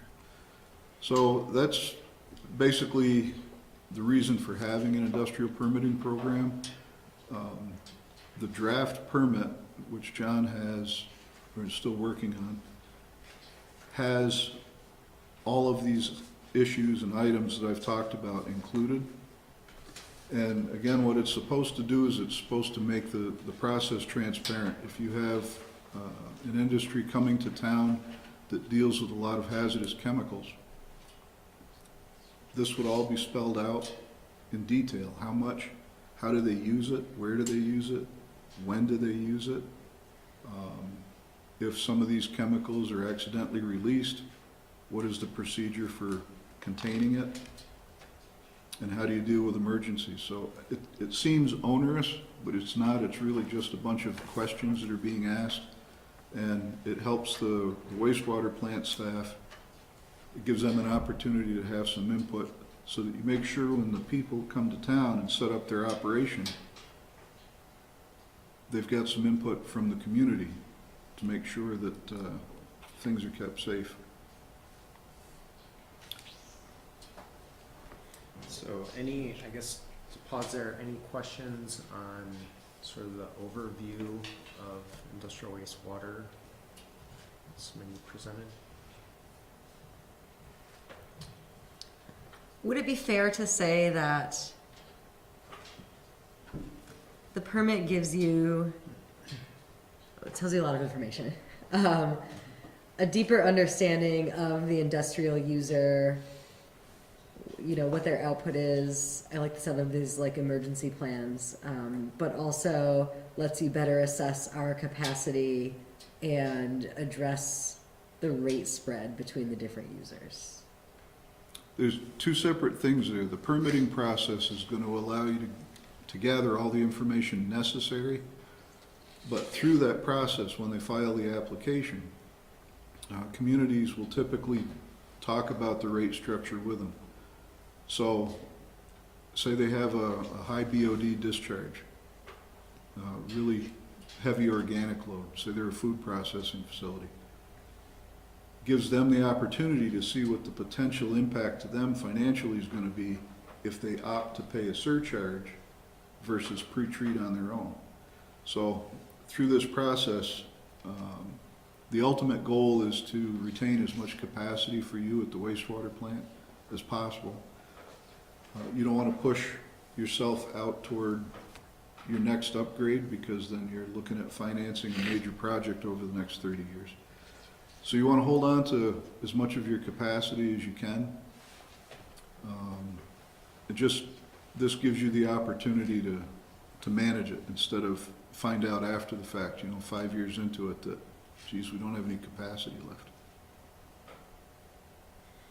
Yeah, and just to tag on to that, so Winooski, our treatment plant, we're actually in a pretty good position right now. So this is all sort of preemptive, with form-based code and seeing future development. We're not currently in a place where we're bumping into any sort of capacity thresholds, but this sets up sort of the system so that if a bunch of breweries came into town, we have a system in place where, we can submit an application to them during our typical review process, find out what their loading is, and work with them to say, okay, you guys are gonna have to pre-treat, or yes, we have enough capacity at our plant, but it's gonna cost you much more than the typical domestic user would. So, we're very lucky in that respect versus, some of our neighbors that are trying to do this kind of work, post industry coming in and basically, wiping out their treatment plants with large loadings. So, it's not gloom and doom, but it's just good planning for down the road. It's a management tool. Yep. Most communities have, in the past, especially in Vermont where we don't have a whole lot of industry, have done all their waste load allocations strictly by gallons. And as John was just said, there are some communities who have given out stuff based on flow because, well, we've got plenty of capacity at the plant. And now they're right up against the line, they're violating permit occasionally on the load basis. So you have to really take a close look at what is in the wastewater and how does it impact the plant. Some communities with a small wastewater generator that has plans for expansion, maybe they can take the wastewater for the initial years, and then once the expansion kicks in, the industrial user now has to provide some kind of pretreatment. You can write that into a permit. So you're not telling them, no, go to another community. You're saying, here's how we can accommodate you. Have we had conversations with our existing industrial users about potential impacts? Yeah, so the big one would be Four Quarters, with their expansion. So and actually Smitty has sat with them, with us to talk through what the proposed permit would look like, and gave them a rate structure, basically an Excel spreadsheet of the proposed rate structure, so that they could look through their pro forma to make sure they have that as they're looking at development. We don't have a lot of industrial users per se in Winooski, so that's the big one that we're working with right now. We're talking, our utility manager's talking with folks at Tigan, up on the Tigan Street, but those folks would probably fall more under a general industrial user permit. They have pretreatment, so I kind of see this falling, the way it would fall with industrial users is we'd have, sort of a general industrial user permit that says, hey, we want to know what kind of chemicals you guys are using so it doesn't kill our bugs at the plant. And we want to check in, and we may not have a separate sort of rate structure for them because they're sending us effluent that's sort of at that domestic level. So it's like, okay, just let us know what chemicals you're using, what we should look out for. And then a more very specific industrial user permit where they impact the operational cost of our plant. So say a brewery that doesn't have pretreatment, they're gonna have to pay a higher rate based on the formula, and we're gonna have some sampling requirements and higher, thresholds for them for organic loading and TSS and phosphorus and things like that. So that's kind of how I see this working on the ground with those industrial users. And again, I don't see it being too administratively onerous because we don't have a lot of industrial users at this point. But that's where we're kind of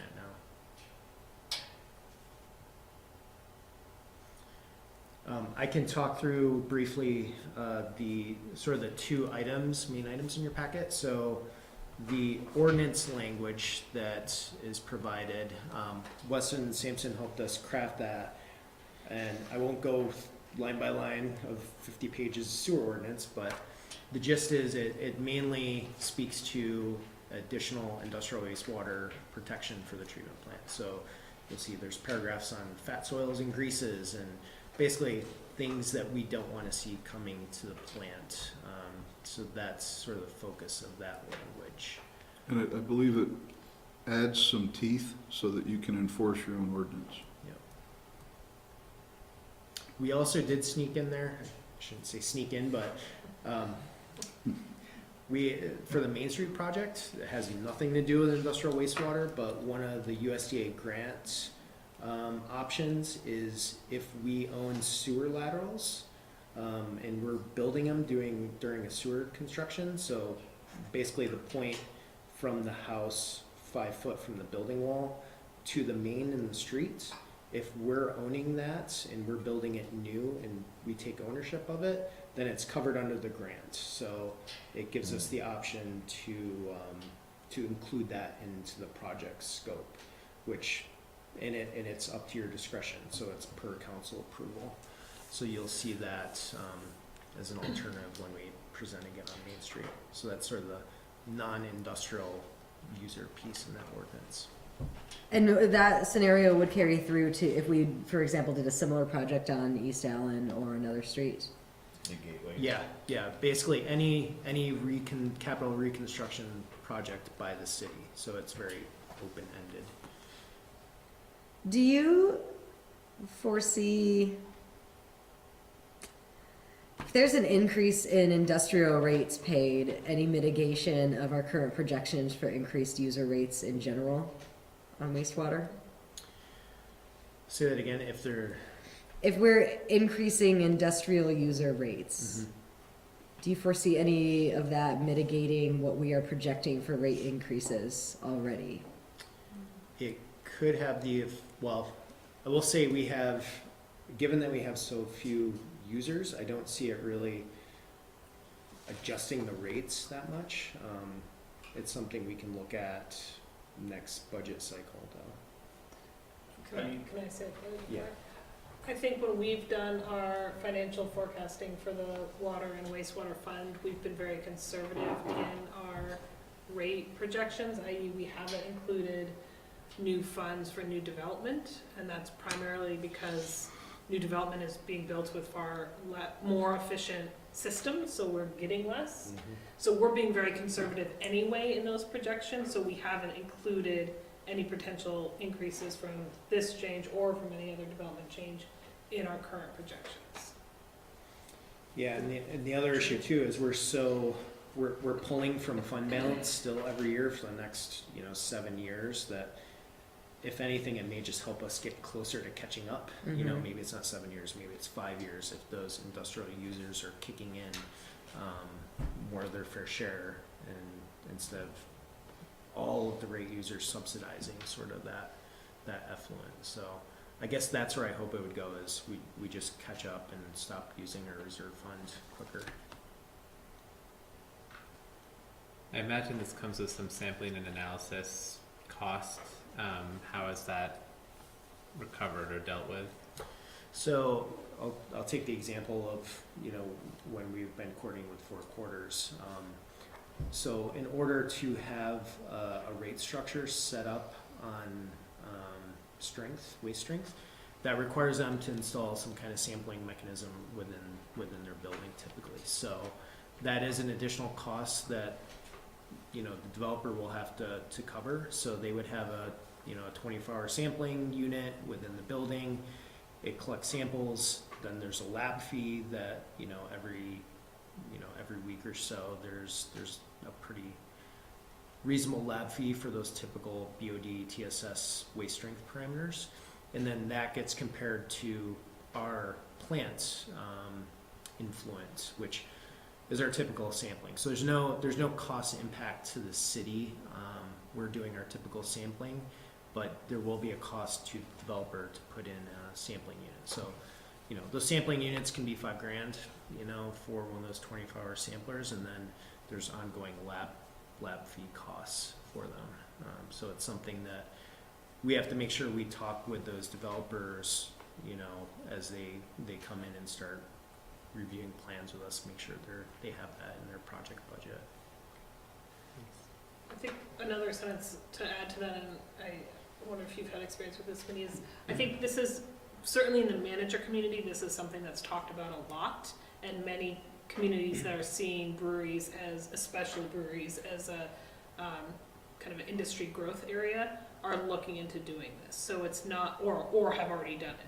So it's not, we are doing what our neighbors are doing, and it therefore isn't, I don't think a brewery is going to opt to come to leave Winooski to go develop in Burlington as opposed to develop here, because they will face that very similar parameters in other communities as well.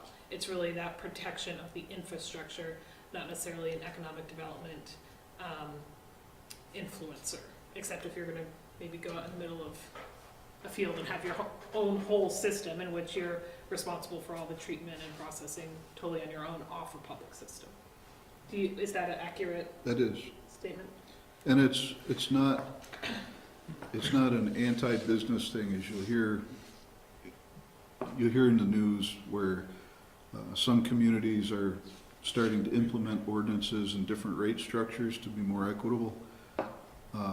Some of the industrial users are pushing back. It's not by and large the majority of them, but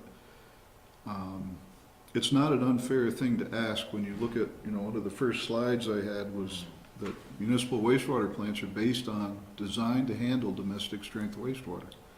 So it's not unreasonable for a community to ask a high-strength waste generator to knock that strength down to domestic strength, or, pay a surcharge for the extra load. It's not punitive at all. I think that makes sense. I think what I'm struggling a little bit with is the fact that it sounds like it's primarily 4 quarters, in the example that we have. And they've been an established business here for 5 or 6 years. So what can we do to keep them in Winooski and kind of help them through this process so that we don't see them leaving? Because I imagine, looking at the formula in the ordinance, it's very long and complicated, but I just imagine their bill is going to increase significantly. And the fact that you said some of the testing equipment is going to be $5,000, I mean, those are things that they weren't planning for necessarily. So I don't know if you have any examples, Smitty, of like what's been done in other communities to sort of help industrial users that have already been established, and how we can kind of, if there's a way to give them graduated fees or something along the lines of that. It varies, the approach from community to community, but usually a heads up is given that, ordinances are coming that have been modified, the rate structure may be changing. And then, as you pointed out, you've got somebody that's already in the community with one set of understanding. Yeah. And if that's gonna change, maybe you give them some time. That's one approach that's been given. I mean, the other thing too is to, as John's already done, sit down with them and educate them. Mm-hmm. This is why this has to happen. It might help them too, because that brewery in particular has had their waste out front in barrels where residents have complained about too. So with them moving, it might get them up to times a little bit better and have their waste held in a better system than they have in the past too. So I think having something in written form with teeth, as you said, might help them, might clear out the gray matter, and this is how we need to do business to keep everything safe. I mean, we just spent a lot of money on our sewer plant this past year or two, right, on new equipment down there. I mean, I think it'll be fair for everyone that comes into Winooski to do business now as well. Yeah, and I will say that's one of the reasons we besides Smitty's expertise in the field, but we wanted to make sure that you know, he's working with a lot of other communities, making sure we're in line with what those folks are doing too, so we're not, you know, overcharging an industrial user. We wanna be fair with everyone. I think, I hope it's fair to bring this up, John, just kick me if it's not. You know, I think your point is really well taken, Amy, that, you know, here's a small business that started in our community that's having a lot of success that, you know, is a kind of brand for us, if you will. I think one of the benefits of having this system in place for them, and somebody brought this up earlier, is that predictability of what will be expected for them, especially as they, you know, I think they're gonna quadruple their size is the plan. So historically, over the last 2 years, what's basically been happening is they've been, because they don't have a good, this is not a criticism of them, it's just an older system. Because they have the system they have in place now, they'll flush a tank and our wastewater treatment explodes. Like you can smell it. I mean, it doesn't really explode, I shouldn't say it that way. But it's very obvious what they've done. And John Choate will come running up and talk to them and try and put into place other systems that allow us to protect our plant and keep their operations going. So they're spending a lot of effort with us right now trying to mitigate, you know, trying to like only discharge a quarter of a tank at a time and there hold it back and then keep staff on. So 2 hours later they can discharge a little more. And, you know, they've been really good partners in that, but there's a cost associated with that kind of unarticulated system, and this is really trying to articulate what they can expect from us and what we can expect from them, so that the operators aren't sitting down there like, why does it smell like a bar in here? Oh, it smells like a bar because so I think it's a good point. I think John and his team have done a really good job of trying to include them in the process of designing all of this. It will have a cost impact for them, but I hope over time that will be a little bit mitigated by the predictability for them as well. Yeah, Is there, sorry, John, Nope, go is there any incentives that particular company's gonna get by moving and upgrading their system anyway? I mean, there must be some incentive that if they're gonna double in size or triple in size, their equipment that they're gonna get is gonna be, you know, up to date. Yeah, I'm not sure on the wastewater pretreatment plant side. They're probably we don't live in that sort of private sector field for what grants are available. You know, getting back to what Jesse was saying, so we have been talking with Four Quarters for probably 2 years now, and we're using them as examples because they're probably going to be the first ones that kind of go through this process. So they do know it's sort of coming, and we've tried to sort of hold off and just work on best practices with them. You know, let us know when there's a large load coming to the plant so we can kind of prepare ourselves for it treatment-wise. But with the jump to this new building and the expansion, it was sort of a good way to look at, okay, how do we manage this together, you know, as a partnership. And they've been excellent to work with. And you know, we were talking about, you know, vessel sizes and how we, you know, how do we sort of help them with their management and flow. And I think last meeting we had some good discussion with them and sort of giving them some free consultation on their wastewater treatment system. So it has been a partnership to date, I would say. Well, it's good to hear.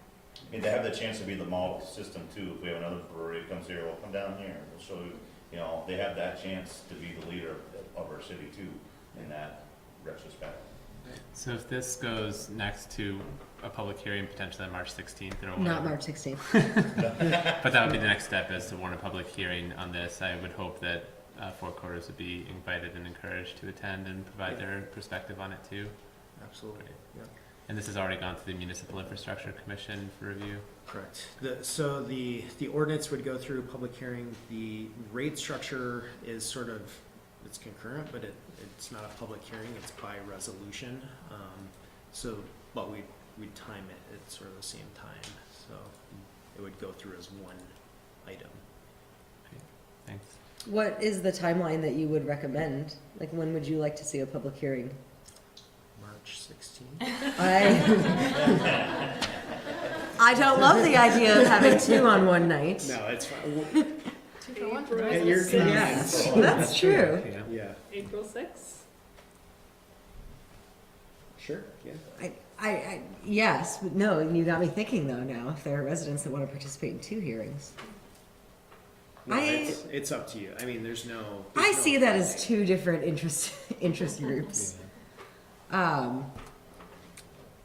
Would someone like to make a motion to set a public hearing for April 6th? So moved. Second? Motion by Jim, second by Mike. All those in favor, please say aye. Aye. Motion carries. We will set a public hearing for this.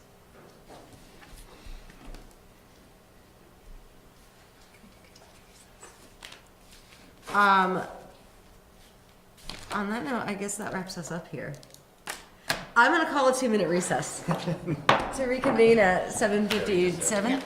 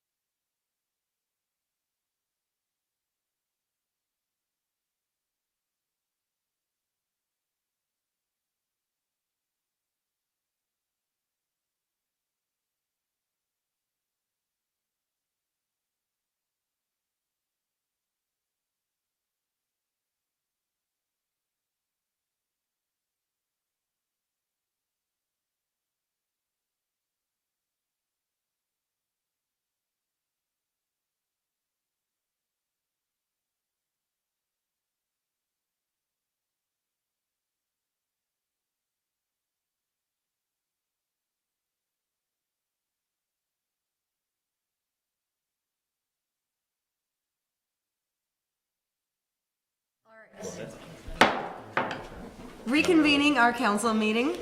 Moving on to item G. This is for discussion, potential approval, a resolution on community services fees, including Myers Memorial Pool fees. And Ray Coffey is with us. Hello, hello. So we, through the city charter, are asked to set fees for community services programming time to time in the form of resolution. So we've got a couple here tonight to bring to you. One for the fees for the soon-to-be open Myers Pool. And then within the first iteration here as well, a few upcoming recreation program fees that we had not yet previously established by resolution. So we've decided to pair those two together just for the sake of efficiency tonight. These fees for the pool are all numbers that we've discussed throughout the budgeting process. They were reviewed with the Safe, Healthy, Connected People Commission and also with members of the pool committee prior to moving forward through the budgeting process. So these numbers are not any different than what we've been carrying throughout, but wanted to make them official so that we could start past pre-sales, et cetera, soon. And We very also excited. shared them with some random students. Yeah, oh, that's right, and got some, I'd say mixed reviews from Yeah. the students, but I think you can't make everybody happy. But no, I think we have, in all seriousness, tried to keep these fees really affordable. These are based very much on what Rutland did with their new pool, and as I've said here before, very similar socioeconomic demographics in that community and here. So again, trying to be really sensitive to getting as many people in the water this summer as we can. And certainly with the season pass rates, we are going to be offering payment plans as an option for folks as well. So if that $120 family pass fee is not a one-time cost that a family can shoulder, they'll have the option to pay that down over the course of the summer. So, yeah, and then recreation program-wise, nothing super outside of bounds there. Harmonica class, which is in line with our other music courses, and then a summer camp through recreation that mirrors our Thrive rates. So, pause there and see if there are any questions. Ray, have you thought about, the fees look okay, I mean, compared to the dollar that they used to be able to get into the pool when it Yeah. was open. Yeah. But have you thought about, like a backup plan for the kid who shows up to the desk and all his friends get to go in and he has $2 in his hand? Do we have something in place for that right now? We don't, and I think that it's something we're gonna have to, I think, address as we deal with it. Our hope, and a way that we're hoping to really mitigate that, is to get out early and often with pass sales way before the pool even opens, so that we can try to get, in particular, those season passes sold way in advance.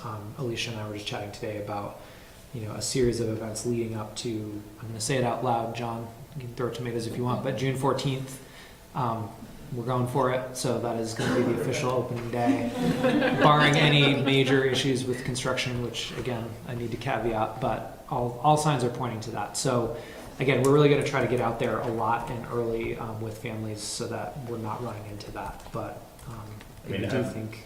Have you reached out to the former pool committee, the Myers Foundation at all on any of this? So we presented these fees to that group a while back. It was a smaller group that was there that night, certainly not the full slate. But it's interesting to think about, would we have some pre-purchased day passes that could be available at that front desk to be given out at discretion. It's an interesting concept, so I think it's something we could certainly look at. But I do think also we're making a big investment here as a community, and part of that expectation has been to bring back revenue. So I do think we need to be mindful of equity there too, and not. Well, it's a business. Yeah, I mean, exactly. Obviously, we have to run it, but But it was one of the original reasons why the pool even existed was because of the low income Yep. children of the city that have a place to go. Yeah. So I don't know if that's something that we should probably team up with the Myers Foundation yeah, that's a great and maybe idea. get something rolling on that, because Yep. I don't think any kid should be turned away unless it's a repeat, unless it's the same kid every day coming in. Then we have to probably discuss with him or his family about getting his family a pass if he's gonna be there every day. Yeah. But again, that's what one of the original visions of that pool was. Yeah. From the founding fathers of the pool. Yeah, and I'd say that holds, but I think that's a great suggestion, Mike, to reach out to the foundation and see what we can work out in advance. So I will put that on my workload between now and June. I think it's a great suggestion. I think also because we set these fees by resolution, we are able to learn this year and Correct. Yeah. adjust next year if necessary. Oh, it's all gonna be a learning process, Yeah. because we haven't had Yep. a structure like this in a while, so. Ray, I noticed that we don't define family. Is that intentional? Yep, so the way that we're gonna define that is to mirror what we're doing in our recreation management software, which is by household. So that's folks who are living under the same physical address. And that's again, because we're using that rec management software to manage the admissions process at the pool, just provides for consistency across the platform. You know, if we have a different definition of family here than there, it starts to get a little murky when we're signing people up.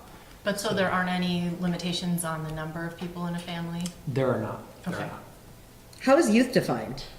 So at the moment, it's defined as 18 under, but we did have some feedback from the school about students. So I think that's something that I'd like to explore is would a student, current Winooski High School or Winooski School District pass get you the youth rate? I think that in getting some feedback from some students and teachers there, I think that's a really interesting suggestion because we do have some students who are in their late teens, early 20s who are recently resettled here and are not able to work because they're trying to get an education.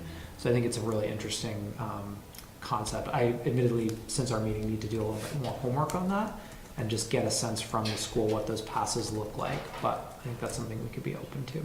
But Yeah, and I wondered initially- how that would align with trying to create alignment across the programs. Yeah.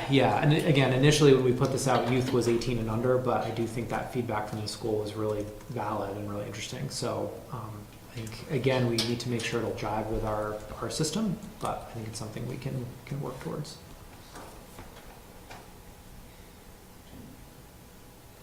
Any other questions on this? Someone want to move to approve the resolution of community services fees, including Myers Memorial Pool fees? So moved. Second? Motion by Mike, second by Amy. All those in favor, please say aye. Aye. Motion carries. And Ray, you'll stay up here for our next resolution on Thrive program fees. Yes, so again, per our charter, these are, chapter 28 of our ordinance, which is dictated by the charter, we are asked to come set rates for Thrive on an annual basis by resolution, so we are here to do that. So these are rates that would go into effect with the beginning of our summer program. Conveniently or not, our program schedule and our fiscal year don't quite jive. We have typically 2 weeks of program before the end of the fiscal year and the beginning of the next year. So these would be effective for programs starting in June of 2020 and then would carry forward through the summer and after-school program of next cycle. And some slight increases here. You know, I think this is something we've said here before. We're trying to sort of kind of crank this knob slowly. I think we've all understood that our rates were very affordable. That has obviously led to some challenges with the bottom line for this program. So we're trying to turn that knob, get some of the revenue numbers up, and you know, at the same time be sensitive to families for whom this is a really critical service. We don't want to price people out of the service, but we also are acknowledging that the cost of doing business is going up on an annual basis. So these felt like some pretty reasonable increases, but again, helping to kind of move the needle on our revenue. Have you looked at how these compare to rates for similar services? Yeah, so in terms of the after-school program, we're kind of square in the middle. So Colchester's a little higher, Burlington, Essex Junction are a little lower. Those are the ones that I was working from. But within a couple bucks on a weekly basis. And then the summer programs are quite variable, dependent on the type of program that's being offered. You know, certainly more specialized summer camp programs can be upwards of $300 a week. Ours have tended to be typically at the very lower end of the summer slate, but again, comparable to some of the recreation and municipal programs throughout the area. So I think we're definitely in a pretty competitive space there. And these numbers we're trying to get aligned with the base rate for state subsidy so that in theory there's more equitable payment in quotes from both subsidy drawing families and fee paying families. So these numbers here get us to that point so that we're now aligned with the subsidy base rate within $1. I rounded because all those numbers are like, there's change and this is just straightforward, but within $1 of the base rate. I'm finding the language about where it says Thrive Summer, $150 per week for a full day / full week program, a little confusing. Sure. Are we talking about how many hours per day, 5 days per week, 7 days? So this is, so we have in recent years tried to dovetail our programming with the school's summer school program. So they offer 4 weeks of half-day summer school for students K-5. So we offer supplemental care picking up at 12 and running till 5:30. So it's not quite halftime, and if this, the moniker here is maybe not right, but those are essentially our half weeks where we've got 4 days of half day care and then full day Fridays. That's the other complexity, is that they don't run 5 days of summer school, it's 4 days of summer school. So we're half day for 4 days, full day for Fridays. So if you have a more creative way or a more clear way to name that, we can certainly talk about that. For the But whole week, It's- $150. a full day week from 8:30 to 5:30 for 5 days is $150, and then the $100 covers those other weeks where we're supplementing care with the summer school program. It's maybe stating the obvious, but that's in part a wanting to not compete with the school for services, but also for families with working parents who aren't around during the day, not also to force them into, finding alternate things, half days while they're in summer school. So we're trying to kind of make that whole experience for a child and a family, even though it's kind of provided by two different And entities. yeah, we did used to run full day programs basically at the same time as summer school, and what that led to also was that we have to staff to the number of kids enrolled, so that, because in theory, all 50 kids enrolled could show up that morning and choose not to go to summer school. So this was another way for us to not have a bunch of extra staff sitting around for 4 hours in the morning and be way over ratios. So That all makes sense. I think it's Okay. just the way that it's written is really confusing to me. Okay. And I don't know if others had that feedback when they were reading it, maybe not, because you have I knew kids I in knew what it was programs, referencing, but so it you- it is not It is clear confusing. yeah, if you yeah. don't know the peculiarities of the 4 half days Yeah. that happen Right. for 4 weeks during the summer. And it's not quite half days, so that it's just, Right. maybe partial week is just the better way to call it. And we can- It's just July and non-July, right? Yeah, that yeah, could be- basically, basically. So $100 per week in July and $150 per week otherwise. I know it's clear what it means when you look at the Thrive schedule. I Right. think is so in tandem with that piece it works. But Great. Yeah. As long as it makes sense to you. ultimately, whether they can charge the right rate at the right time, which is Yeah. clearly going to happen. Yeah.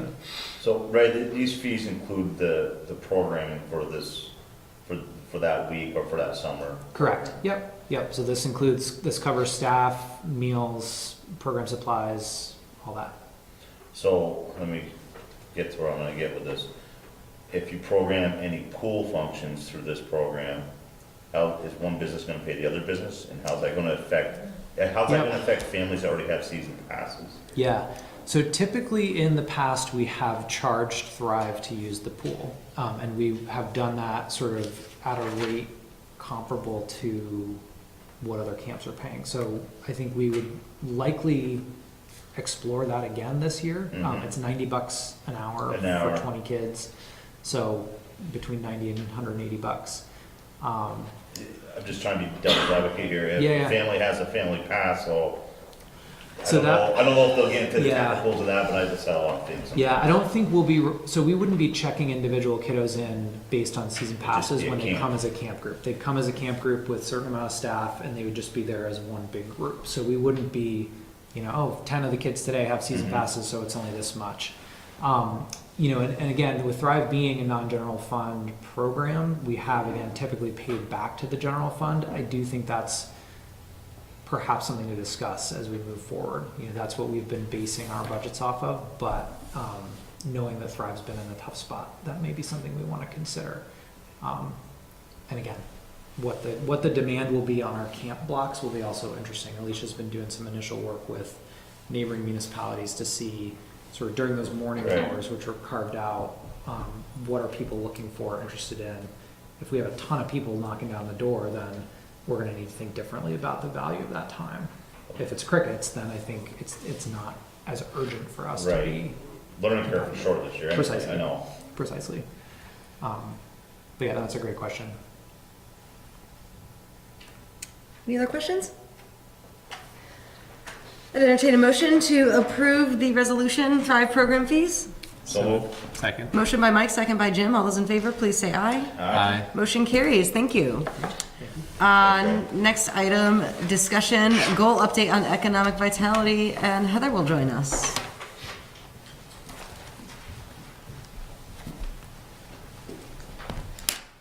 Good evening. So this is our second goal update on economic vitality. And this time I'm not giving you all of the background. I'm just going to walk you through the priorities that we set as a team for 2019-2020.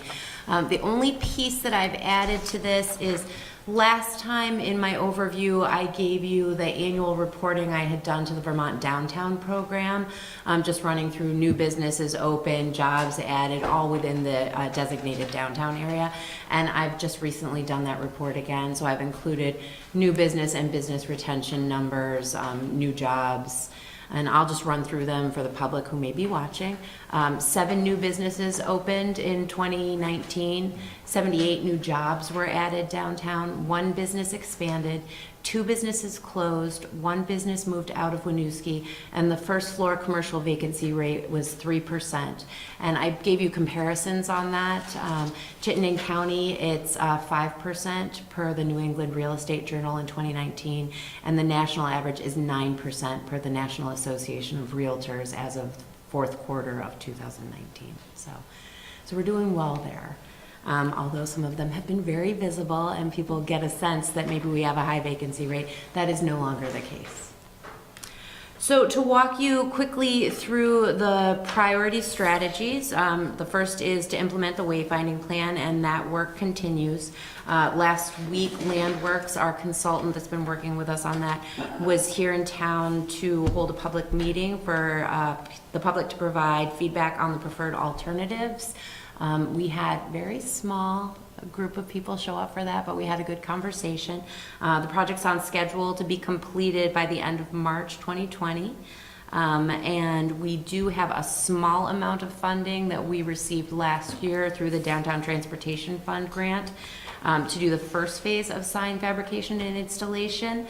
But I would like to apply for a second round, and we'll talk about that as our next agenda item. So implementation, we're working on implementation of the wayfinding plan. The second strategy is to strengthen parking operations. We talked last time about developing a parking operations manual to include free parking policies for events.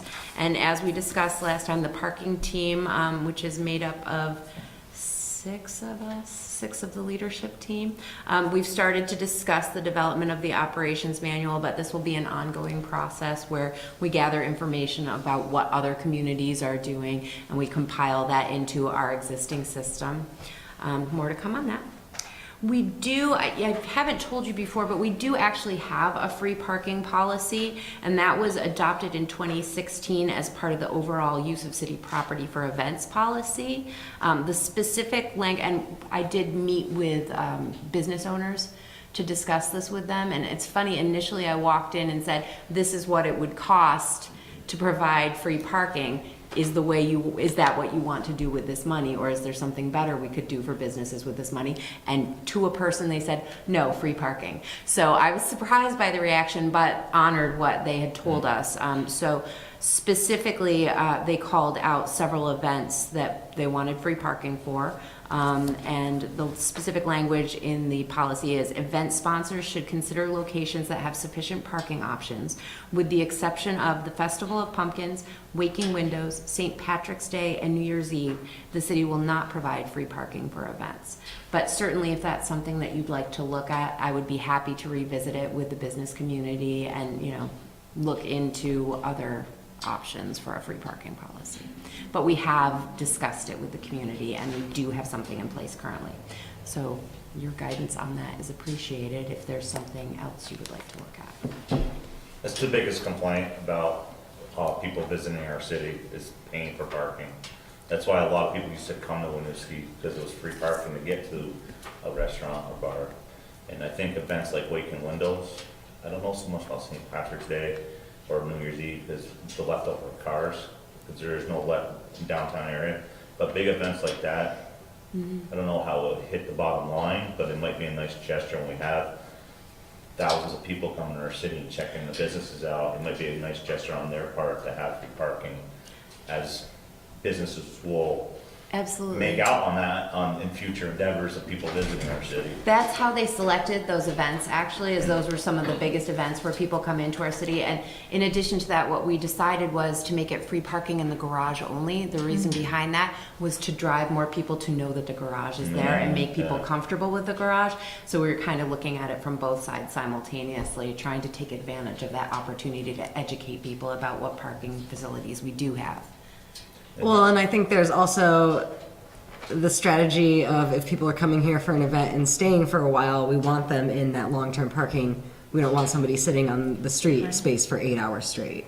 Right, we want that turning over so more people can come and patronize those businesses. Yeah. Absolutely, absolutely. Anyway, something that, you know, we can discuss further as you like. We could discuss it at our policies and strategies meeting this year as well. if you prefer. I mean, you're saying that we already are offering this, right? Yes. Yeah, okay. But only for these, I These guess I would events, see yeah. some potential benefit to having some flexibility in that. I'm thinking like small business Saturday or some other kind of shopping related events. And I know that there's a big hole in Burlington that pays for a lot of the free parking that they've been able to provide for shopping season. But I think that if there are kind of more limited holidays, like payment holidays that we could provide that are helping to then support businesses. Also thinking that the businesses that were in place in 2016, there's a number there that are now in our downtown core that weren't here then. Yeah. So that's, I think it would be great to talk about that in June or at some other time if there's an option to look at expanding that or provide a process where people can apply for that. Mhm. Okay, thank you. Next up is improve communications of parking options, and as you know, we switched to Park Mobile in August of 2019, and I thought it would be great to give you some numbers of the transactions process. So since August, Park Mobile has processed 33,853 transactions in Winooski. So I would say our push to communicate that we're using Park Mobile was effective. And it's rising from month to month. So in January, although on average, 6,372 Winooski parking transactions go through Park Mobile. In January, that hit 7,300. So I think that's still growing. So I think that was pretty successful overall. Implementation of the wayfinding signage plan will also further strengthen parking operations with improved guidance to finding and accessing parking. So look for that coming soon and on the next agenda item also. Implement the legacy campaign. The legacy campaign is behind where I would like to see it at this point. That is strictly a capacity issue. But since the last economic vitality update, Paul and Jesse and I have developed a vision and a framework for production of legacy campaign materials. So there is a preliminary production schedule that has the campaign envisioned in multiple formats for different outreach avenues, for website, for social media, school newsletter, also a series of videos. And you should see digital deliverables in a StoryCorps format starting in April. Quarterly Opportunity City focused video releases starting by late June, and several legacy events annually leading up to our centennial celebration in 2022. So are you already, it's not like just the city producing these items, there's other, No. you already have folks lined up? This and- is open source, and we do have what we were calling the advisory committee. We're not calling them champions. I made up a different name because I didn't like it. I'll get back to you on what the name of that team is, but they're legacy leaders or something like that.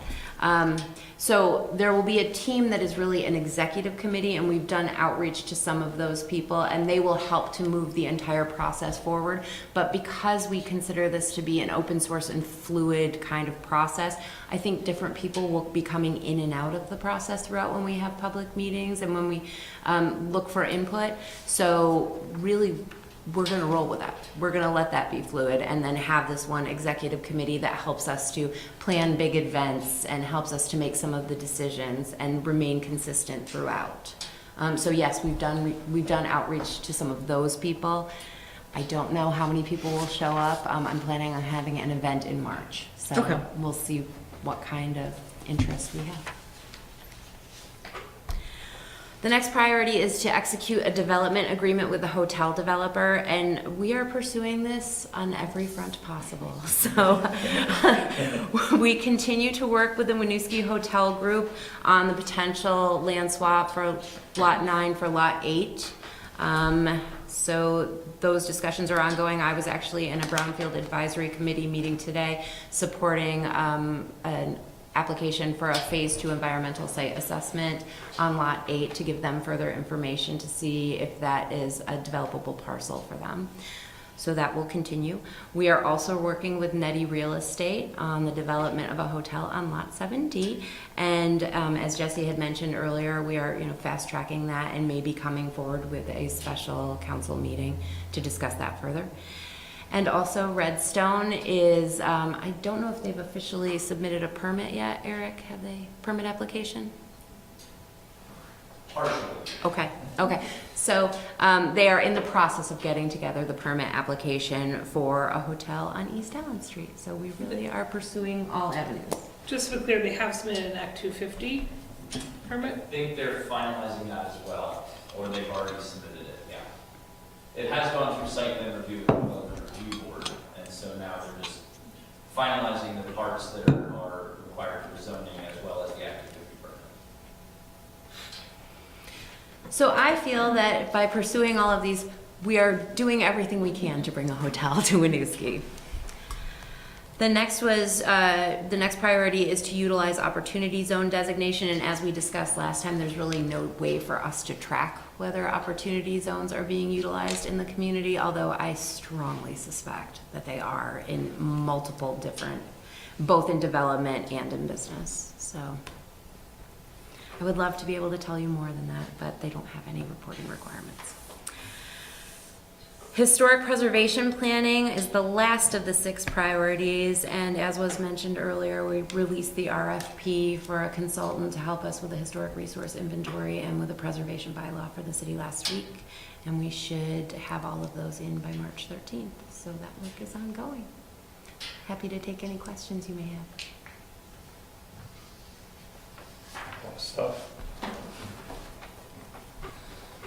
I already interjected with mine, so. Me too. Very excited about the legacy campaign. Yeah. Me too. I feel there's a pool party coming for that. I think you're probably right, Mike. Hearing no other questions, I think we can move on to item J. Grant approval downtown transportation fund for wayfinding. Yes, as I've heavily foreshadowed, staff seeks approval to apply for a grant for fabrication and installation of wayfinding signage for downtown and the gateway districts. As you know, we've been working with a wayfinding consultant firm, Landworks, to develop the wayfinding signage plan over the last year, and the plan is due to be complete at the end of March. So these applications are due at the beginning of March, and I won't necessarily have the complete plan, but I have done an estimate based on things I've seen from the wayfinding consultant thus far, and I believe that we would seek $40,000 with a 50-50 match for the city. So we would have to come up with $40,000, they would provide $40,000, and the municipal match will be covered by in-kind matching using DPW staff time and the use of our equipment for installation, as well as $20,000 that has been set aside specifically in the FY21 budget for that use. Sounds great. It's a priority. It is a priority. I think I hear about, no resident says wayfinding, but I hear about wayfinding issues. They're popping up in the parks and open space feedback now too. So it's also exciting that we can do some in-kind match here to reduce the financial cost. Yeah. So just to clarify, the second grant would cover the full amount of signage needed? I don't yet have a cost estimate, and I Okay. don't yet have the final plan. So I have used what I've seen thus far to make my best guess. So it's really a hypothesis. And I think we got $10,000 previously with, I think we should be pretty close, but fingers crossed, no guarantees on that because I'm not looking at a cost estimate, unfortunately. I feel like it said somewhere in here, project start date, October 2021. Yeah, there's a huge amount of time that you have in these projects, because a lot of them are large capital projects. So could we start before that if Yes. we're ready? Okay. Yes. That was my question, thank you. And we do have the funds from last year to get started regardless, and that has to be completed by October of this year. Okay, great. And if cost estimates come in lower, is there an obligation to use the funds, or can we return and save on the match? That I don't know. I haven't checked, but I can check into that. I don't think they'll come in lower. I don't think so I either, think- but I think I also it don't will. want to be on the hook for spending money we don't need to spend. Yeah, I Yeah. think it'll be slightly higher. I was being somewhat conservative in that, based on what I've seen from other communities doing big wayfinding projects. I know that recently Montpelier paid about $200,000 in installing their wayfinding plan, although that may be a little high. Thanks. Any other questions on this one? I would entertain a motion to approve the grant, Downtown Transportation Fund for wayfinding. So moved. Second. Motion by Mike, second by Amy. All those in favor, please say aye. Aye. Motion carries. Thank you. So that completes the regular items. We have an item for executive session.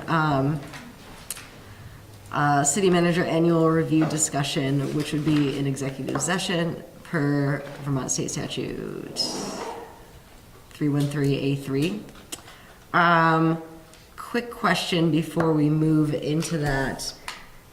We can have a conversation, the four of us, and then invite Jessie in, or we can bring her in from the beginning. Just wanted to check if anyone has strong feelings either way about that. I'm happy in either direction. Let's just rip the Band-Aid off. Yeah, I think we can just move into it. So I would entertain a motion to enter an executive session for city manager annual review discussion per state statute 313A3, inviting city manager Jessie Baker to join us. So moved. Second. Motion by Jim, second by Amy. All those in favor, please say aye. Aye. So we will move now into executive session to discuss this item. No other business will be discussed, and we will reconvene only to adjourn the meeting. All right.